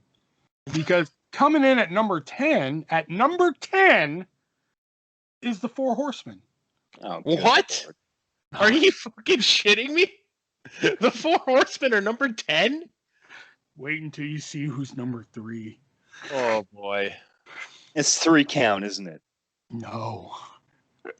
So yes, number 10 is the Four Horsemen, and it says the NWO and DX don't exist without the Horsemen. So they should be number 1. I kind of disagree with the DX part. I think DX doesn't exist without NWO, but well, yeah, that's fair. The Horsemen, Evolution, and the Undisputed Era are near carbon copies of the Horsemen squads. The Quartet of Deliverance was the first group to break through and be recognized by sports and music stars as well as their peers. Coming in at number 9, the original New World Order. Whoever Really? wrote This list needs Number to be dug out of 9? history and shot. Are these guys fucking stupid? And they're talking about Hogan, Hall, and Nash, not the fucking 47 that came afterwards. The trio wreaked all kinds of havoc on WCW and made fans and even some of the boys think that they were real.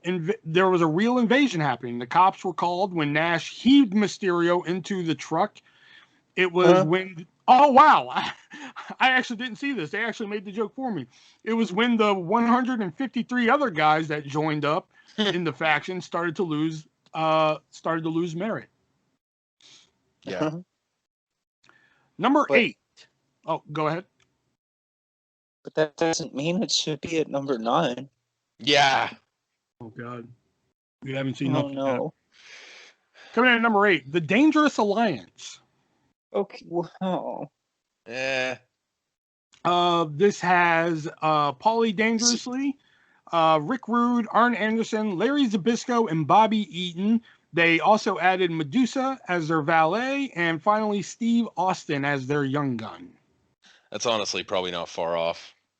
Okay. If this were like a normal list, then I think Dangerous Alliance at number 8 would make sense. But considering where this list is going, Number Okay. 7. Number 7. Team Canada, Oh, okay. which was Lance Storm, Elix Skipper, Mike Awesome at one time, and at one time Major Guns and Jim Duggan. Above the fucking Horsemen. Dude, I'm telling you. I know. It's I can worse. feel it. I can feel it. Lance Storm might be the best and most crisp Eh. worker WCW had in the company's declining years, but with all due respect, the guy didn't have a lot of charisma. That No. became part of his character when he would ask the crowd to allow him to be serious. But he also was so good in the ring, he started amassing championship and followers. Team Canada had renamed the U.S. title, Cruiserweight, and Hardcore title into the Canadian Heavyweight, 100 kilos and under, and Saskatchewan Hardcore International titles, which I used to I do love. like that. That is fucking hilarious. Saskatchewan Hardcore International. Saskatchewan Hard. No, I used to love the 100 kilos and under championship. Yeah. That's solid. All right, here we go. Number 6, the Filthy Animals. Okay. Eddie Guerrero, Kidman, Conan, Rey Mysterio, and Juventud Guerrero, and also Disco Inferno at one time, and Tigress, I believe. Oh. Was this a Dave Meltzer list? Let me see who wrote this. No, it's Sportster, so it can't be Dave Meltzer. By Eric Rhodes, published July 17th, 2019. So this is a couple years old, but still. He shouldn't. I hope he's just. In the spirit of another group of degenerate friends, the Animals began as a cool group of guys who did whatever they wanted to whomever they wanted to, but like the latter days of WCW, no one knew how to capitalize on what this group of talent was fully capable of.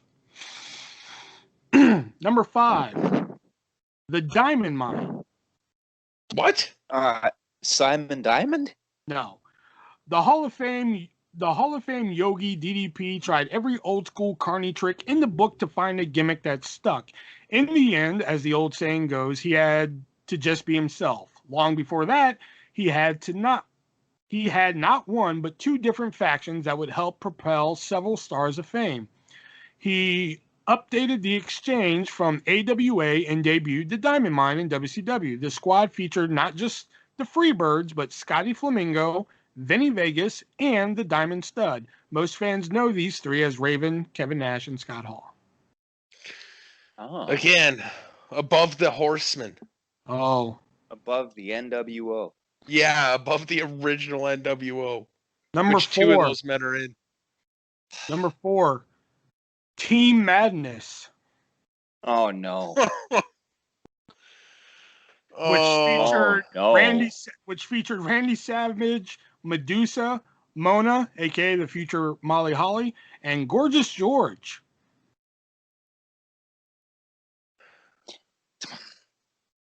And sometimes Sid Vicious. I just. I knew I just was gonna fucking break you. Fucking longest standing stable in wrestling history is at number fucking 10. Oh yeah? Well, get ready for number 3. This is ranked above the Horsemen, NWO, Dangerous Alliance. You ready for this? No. Are you sitting down? Yes. Number 3 on the top 10 WCW factions ranked list, the Nitro Girls. Oh my fucking God! You have to be fucking kidding me. Were they not just fucking strippers? Holy fuck. When I saw this at number 3, I was like, this is the list. And I was like, I have to pick this one. This is gonna kill Shelby. Nick might be a bonus, but this is gonna kill Shelby. My God. I'm not even like a huge WCW fan, especially like in the later years. But like, and if they put NWO above fucking the Horsemen, then that would have been one thing. But like, Jesus Christ. And they didn't even put the never wrestled a match. They meant to put they never wrestled a match. Oh my God! See, They like, never wrestled. They never wrestled a match. They barely were involved in any angles. But every red-blooded wrestling fan remembers Kimberly, Fire, Whisper, and the bevy of beauties known as the Nitro Girls. One of Eric Bischoff's great contributions to the sport. The Nitro Girls. Yeah, sure.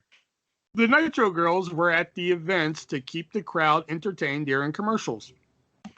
They once held a search to find the newest Nitro Girl. Holy shit, they did Diva Search before Diva Search, man. Yeah, no shit. Nitro Girl Sky, who we'd all come to know and adore as Stacy Keibler. They would go on to be involved in some angles during the end of WCW, but since none of them, were trained how to be part of wrestling, only certain ones really shined through at that point.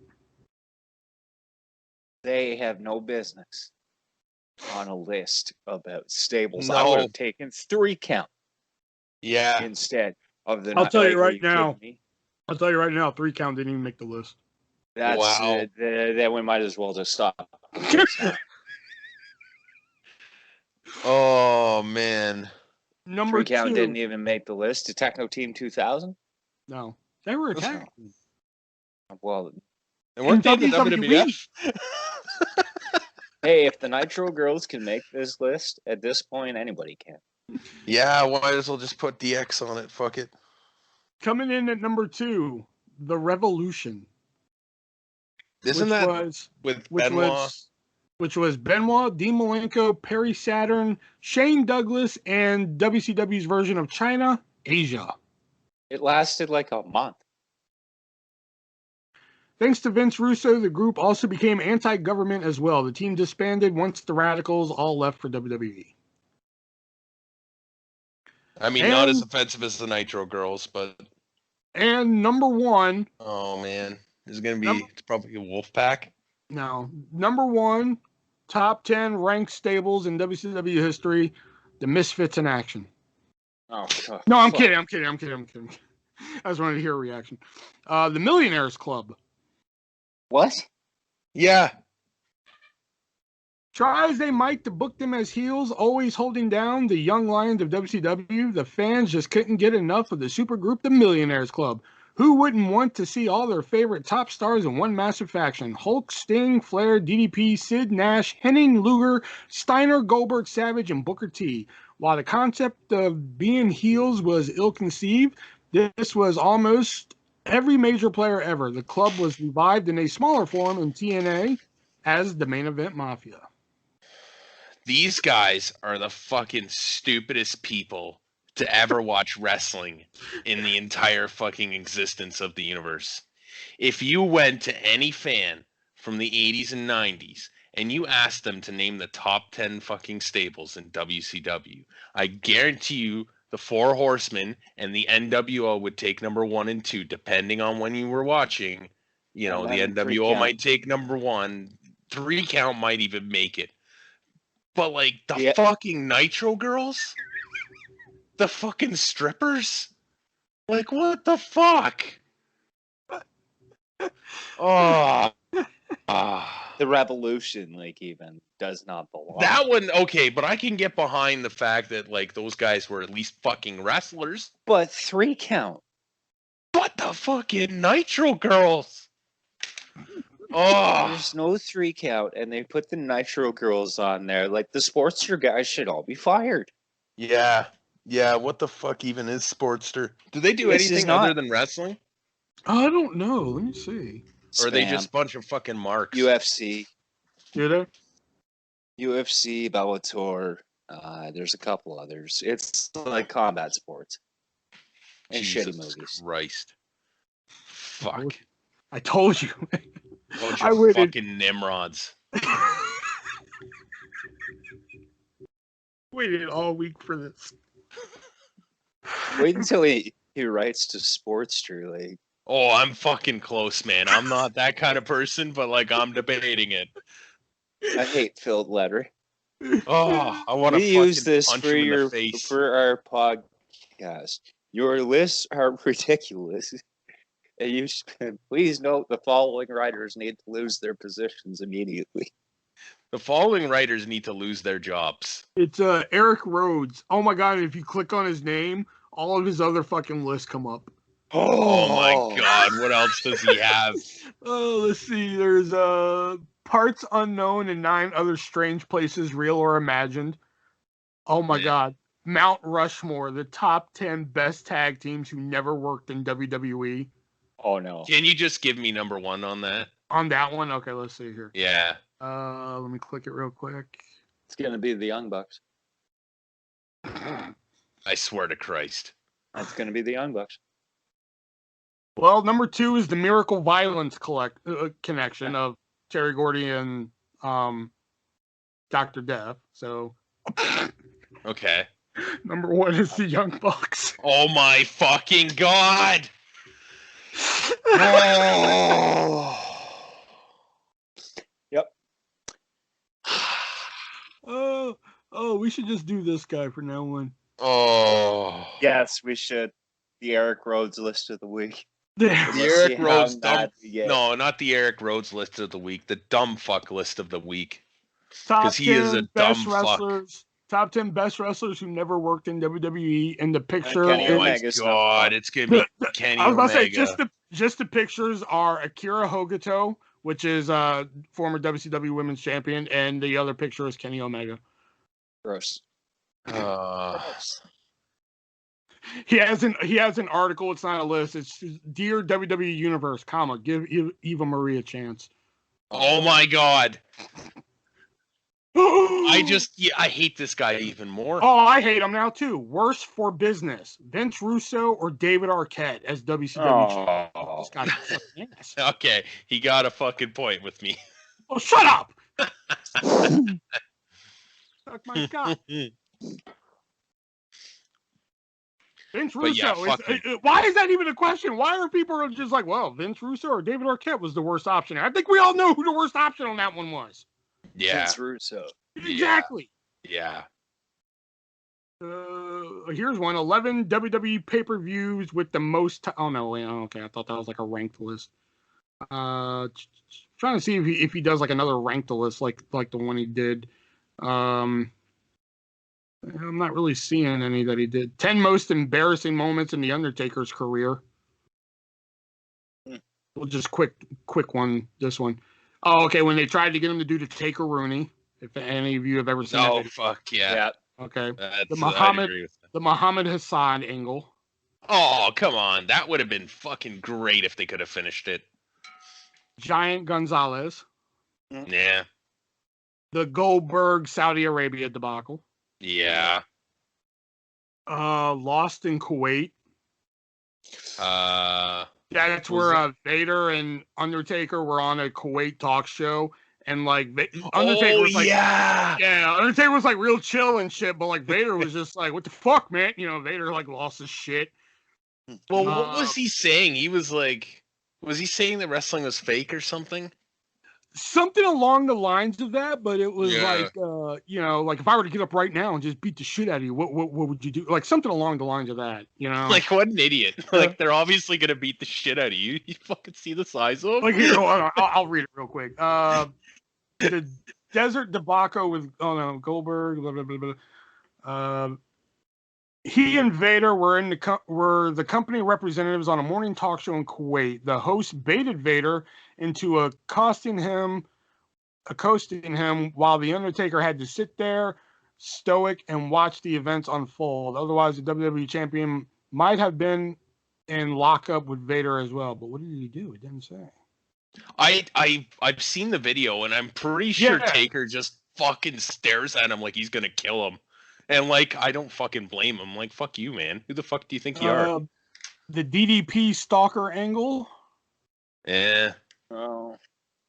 Jericho's interruption is all it says. That's all it says is Jericho's interruption. What? Wow, number 3, it says Maven eliminates him. Oh, come on. That's bullshit. That made Maven a star for a little bit. That It was didn't. allowed, but it worked for him. I mean, Undertaker got his shit back anyway because he beat the crap out of him, didn't he? Yeah. So Yeah, I mean, that made two- Maven a star. Number 2, his feud with Khali. Yeah. And the number one most and his number one most embarrassing thing in Undertaker's career is hanging the Big Boss Man. I love that. Yeah. Come on. All right, so there we go. We got a little extra bonus sports list of the week there, courtesy of what is his name, Eric Rhodes, because No, it's dumb fuck. That's all you're gonna call him. Yeah, dumb fuck. Oh my god. He's worse than Meltzer. At least Meltzer has some like fucking idea of what he's talking about, even if he's gone a little off the rails in the past couple years. No. There was a time where his word was like fucking God in wrestling. There was. Yeah, but then AEW came along. I know. Since then, he just hasn't been the same. But It's just been, oh Kenny, oh Matt, oh Nick, oh Don Callis. yeah. Why Don Callis? 69, me Don. Who know, knows? it's not Like, fucking- but it just ew. Like it's just. I wish they would just say that Dave Meltzer is being bankrolled by Tony Khan, because he will never say a negative thing about AEW. But like he's been talking about Omega and the Bucks for like a long time. Is he just not like? I feel like he's just a fucking fanboy. He is. That's all he's ever been. Nah, that's fair. Okay. So Anyways, that Meltzer was rant of the week. Yeah, Meltzer rant of the week. So let's now get into our questions here, which only Andrew and Stug got theirs in this time here. But we have some here. So let's start with Andrew's. And Andrew says, you are a wrestler in the Attitude Era and start a stable. Who is your on-screen clique? KLIQ. So if we're using the clique as a ruler here, so we'll say 5 people. So you get four choices in your clique in the Attitude Era. Just to make it easier. So we're not like, okay, so we don't get like 147 choices like the NWO. All right. Brooklyn Brawler. Okay. Val Venus. Okay. Scotty Too Hottie. Damn. Okay. You get one more. Naked Midian.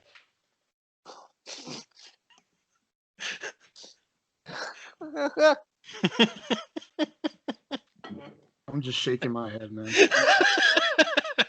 All right, so my 4. I got D'Lo Brown. Okay. Test. Okay.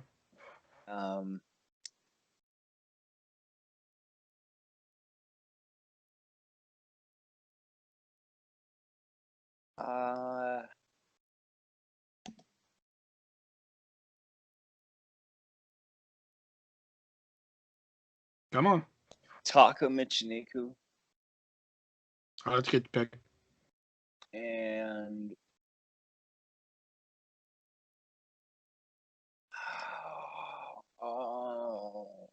say Flash Funk. Okay. I'll take the Headbangers. Raven. The Fallen Angel, Owen Hart. Oh. And the You said 4. oh, was that 4? Oh yeah, sure. Yeah. Okay. Yeah.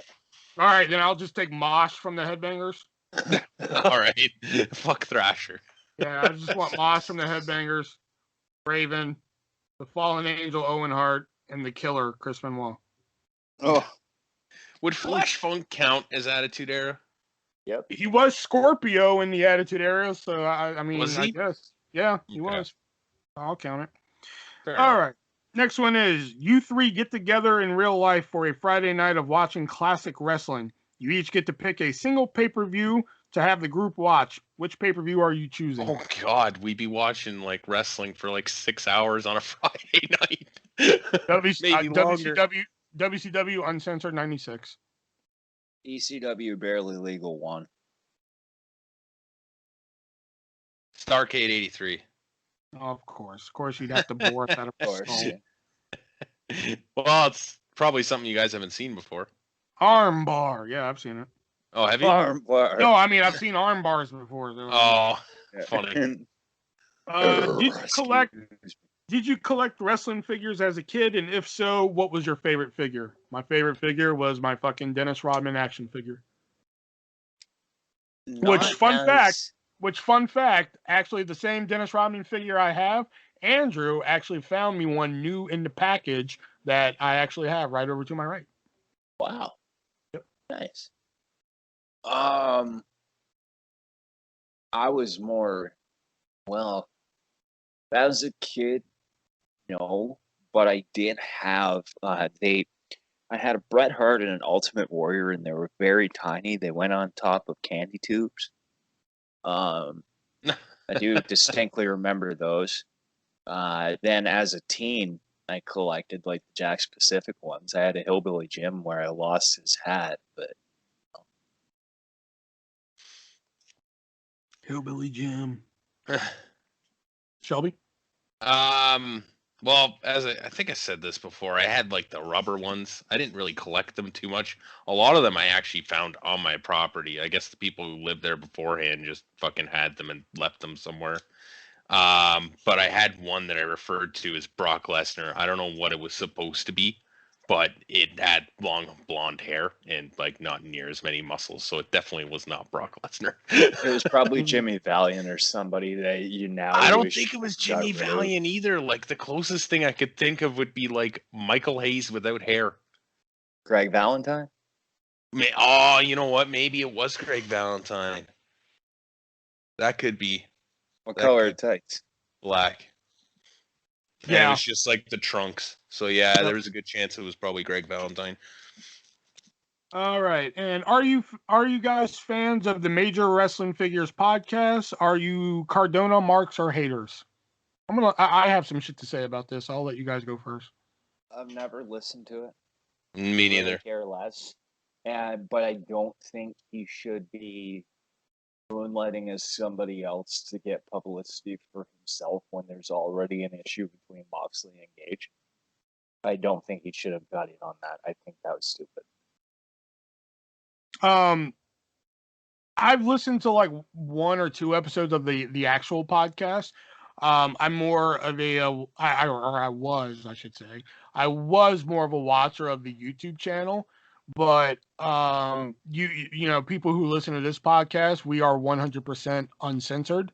I do not censor any part of this podcast for anybody, and I'm a huge fucking supporter, and you know, any YouTube channel that wants to do that. And I don't understand where somebody like Matt Cardona and Brian Myers, or aka Zack Ryder and Kurt Hawkins, where I don't understand. I just had to watch I didn't have to, but I ended up watching it. I watched a clip of Matt Cardona, formerly known as Zack Ryder, attack Nick Gage at a wrestling show, via work, where he then proceeded to scream "fuck you" at every fucking fan he could for the next minute and 45 seconds. But if somebody on his fucking YouTube channel says ass or shit, I have to hear a bleep. And that's what pisses me off about his fucking YouTube channel. You know, I'm just like, dude, you don't have to bleep yourself on fucking YouTube, man. And that's why I had to stop watching his fucking YouTube channel, because like I enjoyed the content. You know, him going to like random action figure stores or comic stores, finding old wrestling figures or just figures in general, because he collects other toys and shit. He collects like fucking Ghostbuster toys and shit like that. And Ninja Turtles, and Brian Myers collects like Disney toys for his daughter and such like that. And I enjoy watching that type of shit sometimes. But like when people are on his channel cussing and stuff, and I have to keep hearing bleep, bleep, bleep, bleep, that shit gets fucking annoying. You know, so that's why I can't watch this shit anymore. You know, so that's why I wanted you guys to go first, because I had shit to say about it. All right, and the last one from Andrew here: if you were Strowman, would you stick to your word? I don't know if you guys heard about this, but Strowman said that if he ever got released from WWE, he would retire. You know, so this is where that question comes from. If you were Strowman, would you stick to your word and retire after being released by WWE, or would you eat your words and perform for other promotions? I think it would depend on how much money I had put away. Well, I mean, Yeah. he's already put a price tag on it of 10 to 15,000. I think if I were to put a price tag on it, somebody's like, "Hey, I'll give you 15 grand for 3 hours of work." I'd be like, "Shit, I'll be there." Yeah. Yep. Yeah. I would. But that's also from what I've heard, he is well off on money. You know, he did keep his money close to his Yeah. chest. And So to he's speak. been smart with it. Like, he doesn't party a lot. Like, yeah. And I've heard that. fun fact, he is the boyfriend of Raquel Gonzalez, which I was just about to say that. I did not know that. Me neither, not until the other day. Apparently, Yeah. some fan said something, and Braun Strowman's response to it was, "Oh yeah, Raquel's dick is bigger than your pussy." Yep. Yeah. Yeah. That's funny. Good shit. He's got shit Oh. now. Yeah. And the last 5 here come from Stug138, and that is, any of you ever been in a situation where you had to use a wrestling move? Yes. Not really a wrestling move, but a video game move, more or less. I guess you could call it a wrestling move. Yeah, I think I've been in a situation where I've used. I mean, does a punch count as like a wrestling move? Oh, speaking of, I forgot to put that in the news cycle, man. Our man Don West got diagnosed with brain Yeah. lymphoma. Yeah, I man. saw I read Yeah. that shortly before we got on, actually. That's sad. Yeah, I saw that in the autograph room. Somebody posted that, and I was like, shit, I gotta add that to the news cycle, and I forgot, man. Yeah, our man Don West, man, shit. Shout out to Don West. But Yeah, well done. yeah, I know, right? Shit. I forgot what else. I forgot the train of thought. Now I got talking on Don West. Wrestling move in real Thank life. you.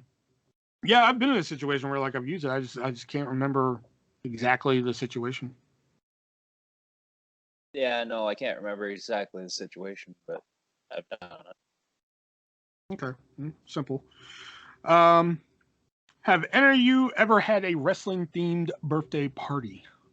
No. Oh. I think I had a wrestling themed cake one time, but that was about as close because for some reason, I don't know why, but like when I was like really young, like from like ages 5 to like, I don't know, 11 maybe. Like my mom would not like enable my wrestling addiction. Like that was during that time where like I had to stay up like on a Saturday till 3:30 in the morning to watch WWF Superstars and shit. You know? And that was like a fight, you know? Not like a fight with my mom, but like that was like a struggle with me to like, okay, I got to make it. Yeah. And that's like to watch shitty matches like fucking Adam Bomb versus like a job guy, and then maybe the main event would be like 1, 2, 3. Wow, that was basically what they were back then, right? Well, I know, it but was like basically squash matches every match. you know, but like, so like when it came to like toys and shit like that at that age and shit like that, so I mean, yeah, my mom would give me toys and shit, but like it'd be like VR Troopers and Power Rangers and shit, which which is shit I was into at the time, but like I'd be like, I want wrestling toys and shit, and like she would never enable that habit. I think she enabled it like one time, and then that was it. Like it, I mean, it got to the point where like even my sister would like she would take like a cardboard box and she would flip it over, and then we would take chopsticks and put them like on the corners of the cardboard box and take yarn and make the ropes and shit. Like basically make like sweet. Yeah, and basically make like a wrestling ring and shit. And then like, so fuck it, I didn't have any wrestlers. So guess what? VR Troopers and Power Rangers, you're wrestling. Nice. Fucking remember that cartoon show on Disney, Gargoyles? Yep. Yeah. I had a Gargoyles action figure. Fuck it, you're a wrestler now. Gargoyle, you're a wrestler now. Fucking Ryan Steele from VR Troopers, you're a wrestler now and shit. All these guys are wrestlers and shit because I didn't have any wrestlers and shit.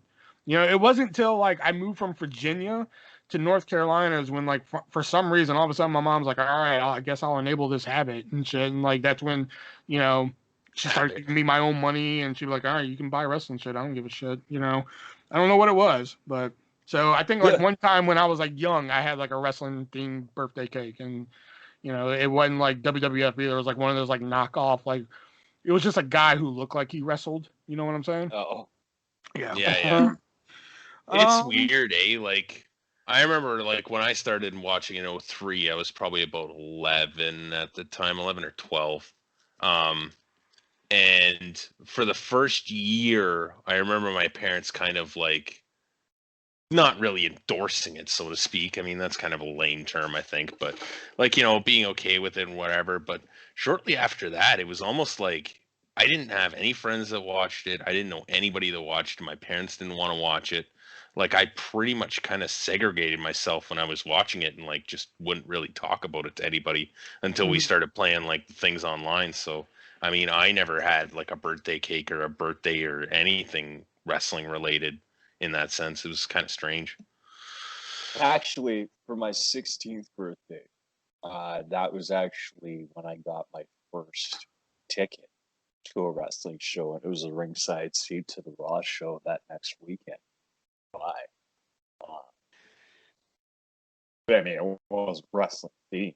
I wasn't expecting a ticket. I was just like, they're just like, here, happy birthday. I'm like, okay, I opened this card and these tickets fall out. I'm like, what? Like,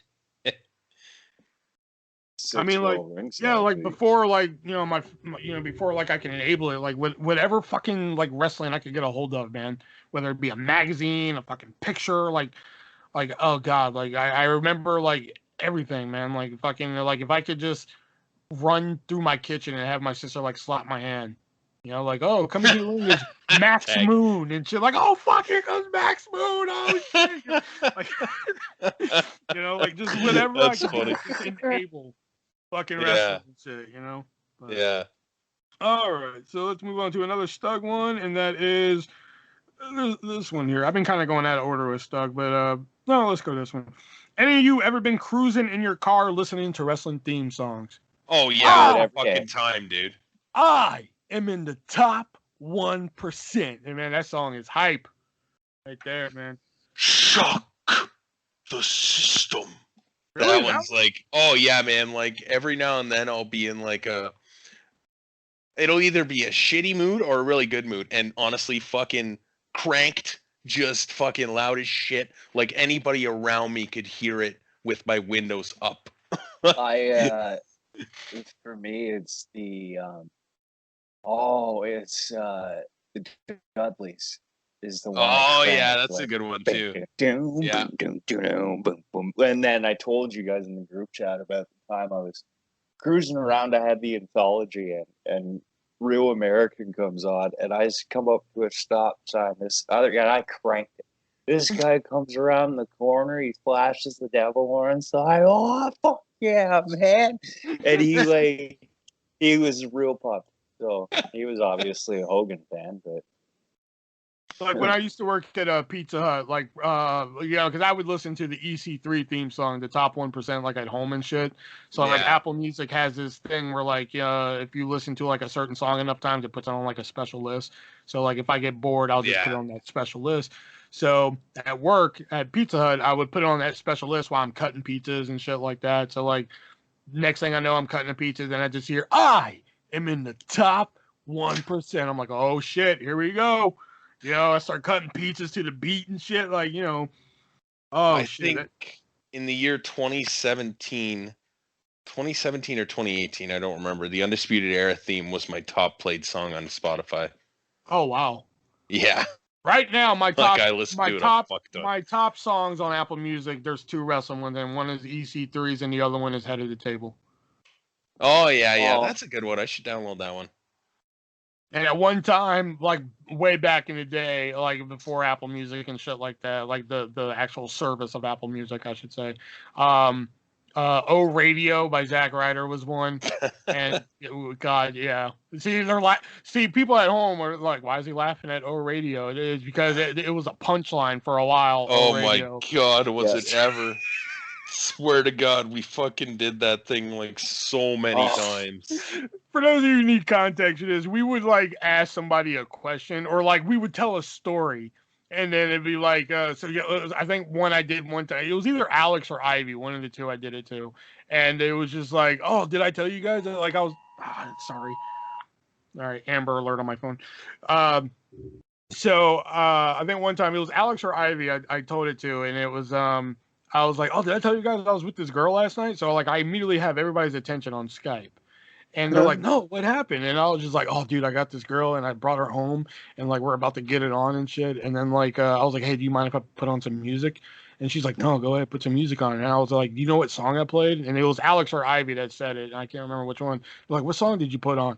And then I just started playing, oh, radio, tell me. That was like our fucking punchline for a while. Jesus man, that Christ. fucking song. Yeah. And the other one was SOS by with Kofi Kingston's themes on. Oh, yeah. SOS! I hear them shouting. That one right there. My top played before like a music service used to be Rikishi. Like, you look fly to the band.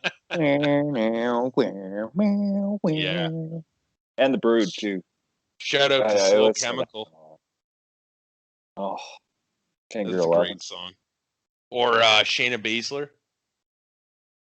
Whatever the fuck that thing's called. Isn't it called Queen of Spades? I think that's correct, yeah. I like Champus too. Ciampa's is good. His new one's better than his old one, I think. Which really isn't that much different, but it's different enough. And like, even though he's not with the company anymore, but he had a badass theme music, and I hate that. I hate that he's gone, just because I hate that the theme music left with him, and that was Lars Sullivan's music. Yeah. I liked his music. That and It Ricochet's worked music well I really for liked. him. Yeah. I like Ricochet's music a lot. All right. Yeah. Next one here from Stug is top 3 best desserts and top 3 worst desserts you've ever had. Oh. Number 1, cherry pie. Okay. Do donuts count as dessert? I Yeah. guess you can. Number 2, sour cream glazed donut. Okay. From Dunkin' Donuts or Tim Hortons? Tim Hortons, man. What the fuck Figured. is Dunkin' Donuts? I know what Dunkin' Donuts is. I know, America but runs on Dunkin'. And then number 3 are my mom's cookies. She makes the most fucking phenomenal cookies. And the 3 worst? Oh, worst desserts. Anything with fucking pineapple in it. Oh, really? Yeah, I like pineapple, but like, I don't know. It can get overdone. Well, your opinion. Wrong. Can we count pussy as a dessert? I don't think so, because I don't think that's technically a dessert, Will. I think that's Well, the I'm gonna main count course. I'm going to count it. Number 1 is pussy. Because if you Wow. had it, it's delicious. Hmm. Number 2 is cheesecake. I'm a sucker for fucking cheesecake. Oh, cheesecake's dope. I will go anywhere for fucking cheesecake. Number 3, man, I'm really addicted. I don't know if you guys have had it, but Ben and Jerry's has this flavor called Netflix and chilled. Oh my god. Really? Yes, it is so fucking good. Do you know what it's supposed to taste like? It's peanut butter ice cream with like a pretzel swirl, so it's kind of like sweet. And salty, shit. with chunks of fucking brownie in it. Oh Well, yeah, I that couldn't would be eat good. that at all. So. Oh yeah, that's right. Yeah, because Nick's allergic to peanuts. That's right. Oh But it's yeah. so good. So that's my dessert hate is anything with a nut in it. Yeah, fair enough. And then like favorites, I guess. I don't think you finished yours, Will. Oh yeah, so if we're not counting pussy, then I guess the other one would be Shelby's mom's cookies. And I think he meant your least I ain't favorite, talking though. about the baked goods. I think he meant your least favorite, though. Oh, least favorite? I don't like key lime pie. Yeah. I don't like donuts with fluff filled in them. I don't know if y'all have that up there, but if you do, Fluff filled in them. yeah. So most donuts that have filling in them, they'll usually have like jelly filled. Yeah, or custard. Well, or down here in fucking America, some people just say fuck the jelly filled, and they'll just put like whipped cream inside of them. It is the dumbest fucking thing ever. Oh, Tim Hortons did that a couple times. They were like, Yeah, okay. it's done. God, they're horrible. And Another worse one. I guess cock. I guess. I mean, pussy's on my good list, so I guess dick would be like on my bad list. I like me some blueberry muffins, Ooh. some cheesecake, and Yeah, see, I don't want to laugh at the blue. Very And I know Slim it's Jim? off-brand Twinkies. I know it's on the bad list, and I know fucking maple bacon's on the bad list. Off-brand Twinkies. Really, off-brand Twinkies? What is wrong with you? I can't eat on-brand Twinkies. They make Oh, they made with peanut. and that's like a 50% chance for me. It may contain nut, and I'm Oh, like, okay, but I'm not taking that 50% chance on a Twinkie. I can just get a fake Twinkie. Well, I don't know what a real Twinkie tastes like, by the way.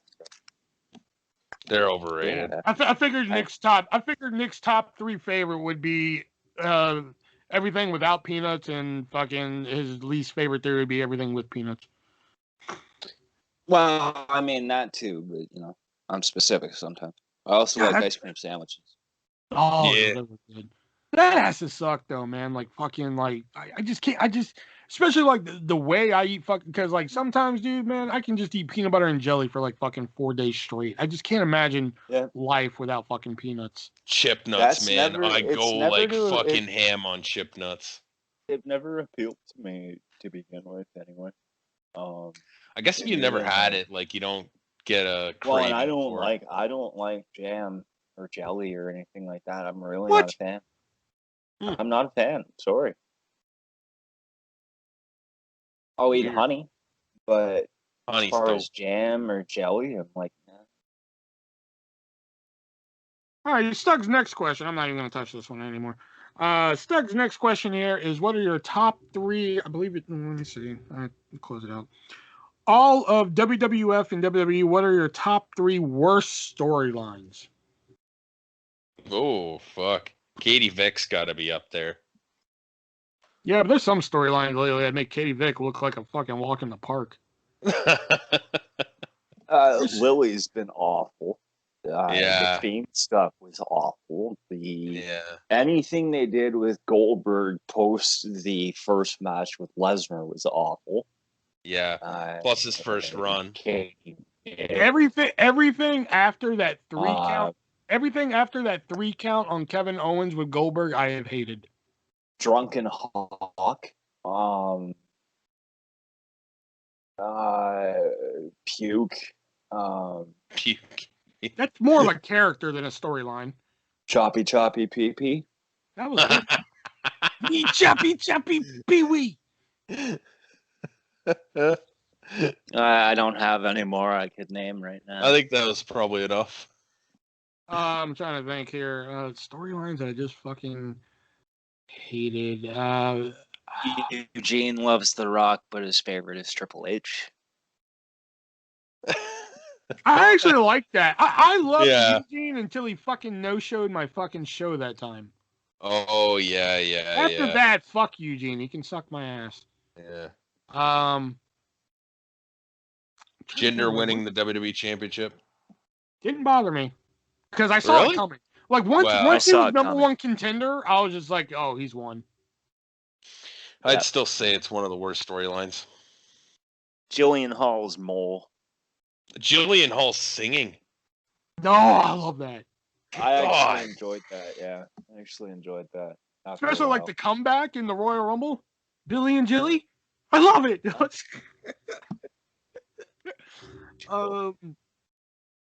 I can't think of any storylines that I just really just fucking can't stand. Right to censor? Nope, because I was back in the early days of fantasy wrestling, like back when you did it in chat rooms and you had to roll like virtual dice and shit. I was actually a member of Right to Censor. Oh wow. Yeah. So I can't say that I hated it because I was actually a member of it.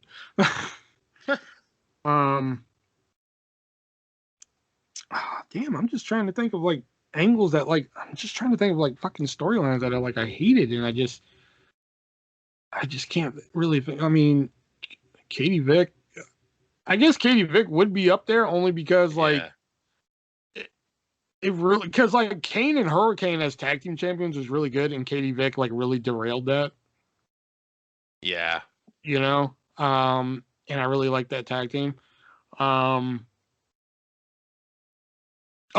Goldust with Terex. Oh. Hey Yeah. guys, it sucks that you didn't go to the like, oh god, that fucking pissed me off because I was such a huge Goldust mark at the time. The Brawl for All. Not really a storyline, more of a concept. Kind of a well. Yeah, I guess. I'm trying to think. It's another storyline that like. There's been so many. Exploiting Eddie's death. Yeah. Oh, Heidenreich, the rapist. That was kind of. Al Snow eats his dog. That was Gene kind of. Snitsky punts babies. Oh, that was fucking hilarious. I was gonna say that was good. Y'all are naming like good ones.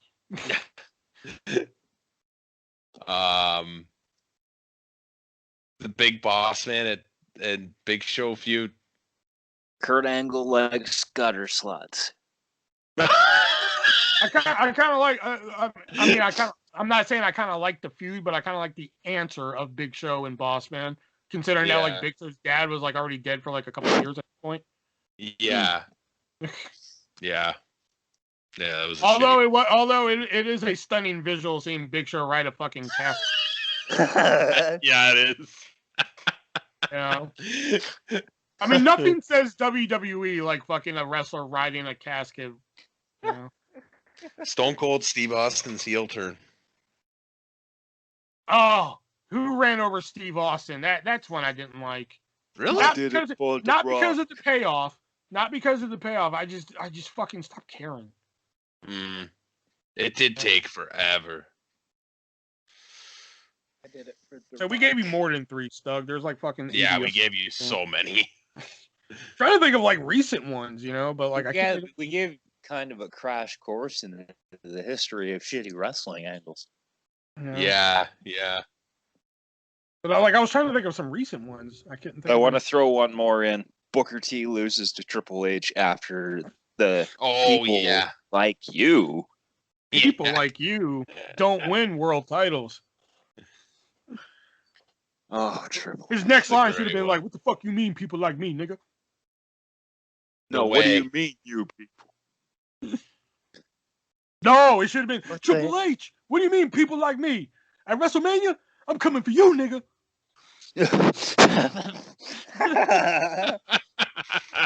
That should have been the next line. Triple H. What do you mean, people like me don't win titles? At WrestleMania 19, Triple H, I'm coming for you, nigga.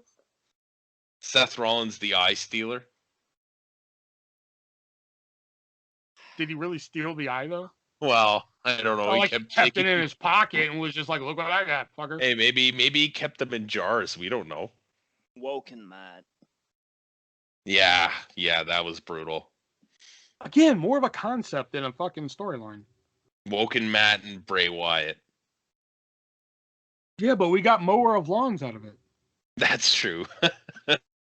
I love that shirt, man. It's such a good shirt. Cannot believe you bought that. I fucking, man, as soon as I saw it, I was like, I fucking need one. Oh, here's a recent one that wasn't that good. And the only reason I did like some of it because it was going to lead to a championship reign, but I didn't like the pairing of Lacey Evans and Ric Flair. Oh, yeah. The only thing that I saw the positive in that is that Lacey Evans is going to get a championship run out of it, but... Yeah. All right, so those were the questions for this week there. So let's go ahead and get into our vintage picks of the week there, which is usually a promo, a match, a pay-per-view show, a fucking segment, whatever we choose here. So who wants to go first with their vintage pick? Shelby, what 80s match are you going to make us watch this week? Not 80s and not a match. I'm actually going with a segment because I did not actually watch that much wrestling this week. But it's a segment off WCW Worldwide from, I believe, '93. Flair for the Gold, when Ric Flair had the talk show. And I don't know if it was the debut episode or if they were changing things, but basically he comes out on his show and he introduces a maid called Fifi. Yeah. And Maid, yeah. his first two guests are Vader and Harley Race. And it is just fucking hilarious because Ric Flair asks Fifi to get them drinks. So she goes and gets them drinks and she hands it to them, and Vader fucking growls at her as he grabs it, takes a drink and starts looking at it thinking, wow, this is really small and this isn't going to be enough for me.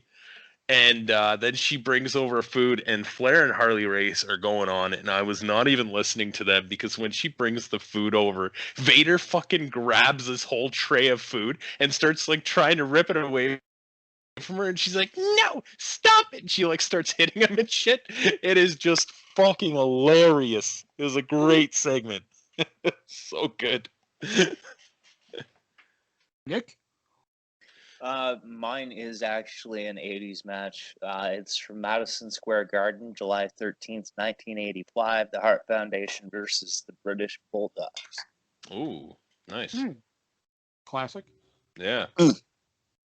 And mine is probably one that people have seen many times before, and I sometimes find myself going to watch it just because of how entertaining it is. I know people don't like it, but I happen to find it's very entertaining. But at one time in WCW, Dustin Rhodes was supposed to play a demonic character known as Seven.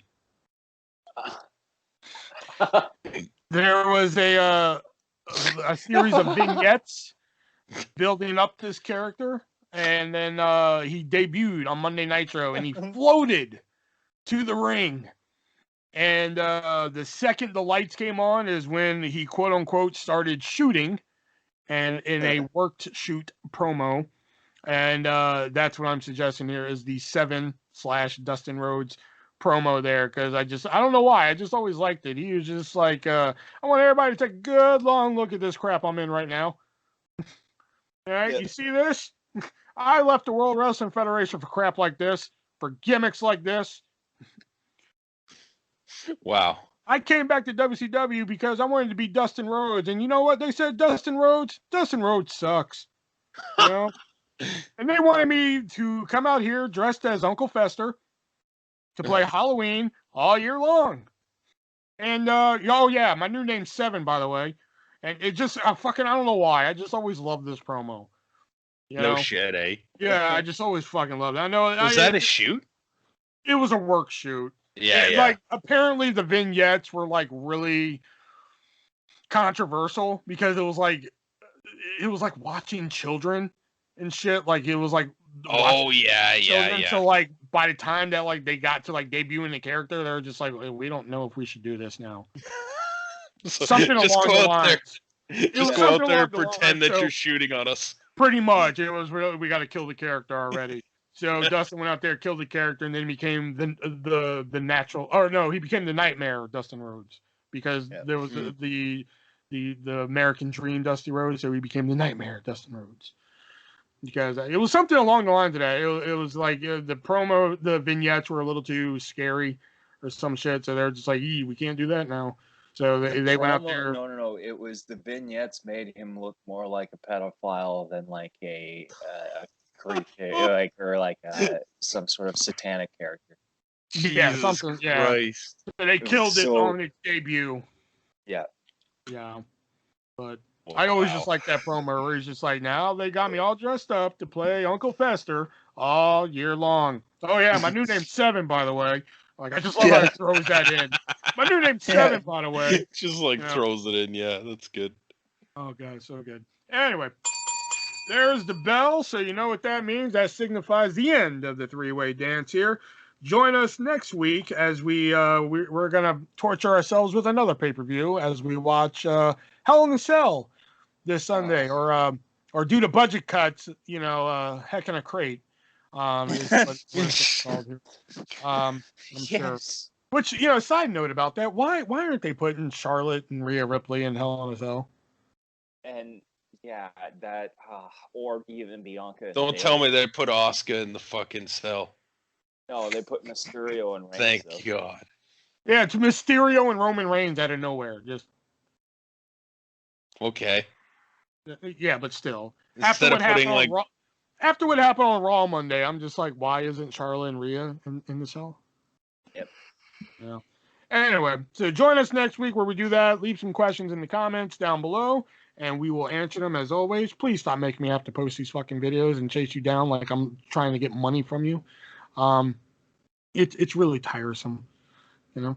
So until next time, for Shelby and Nick, I'm the ArtistVersion1, and remember, be breezy.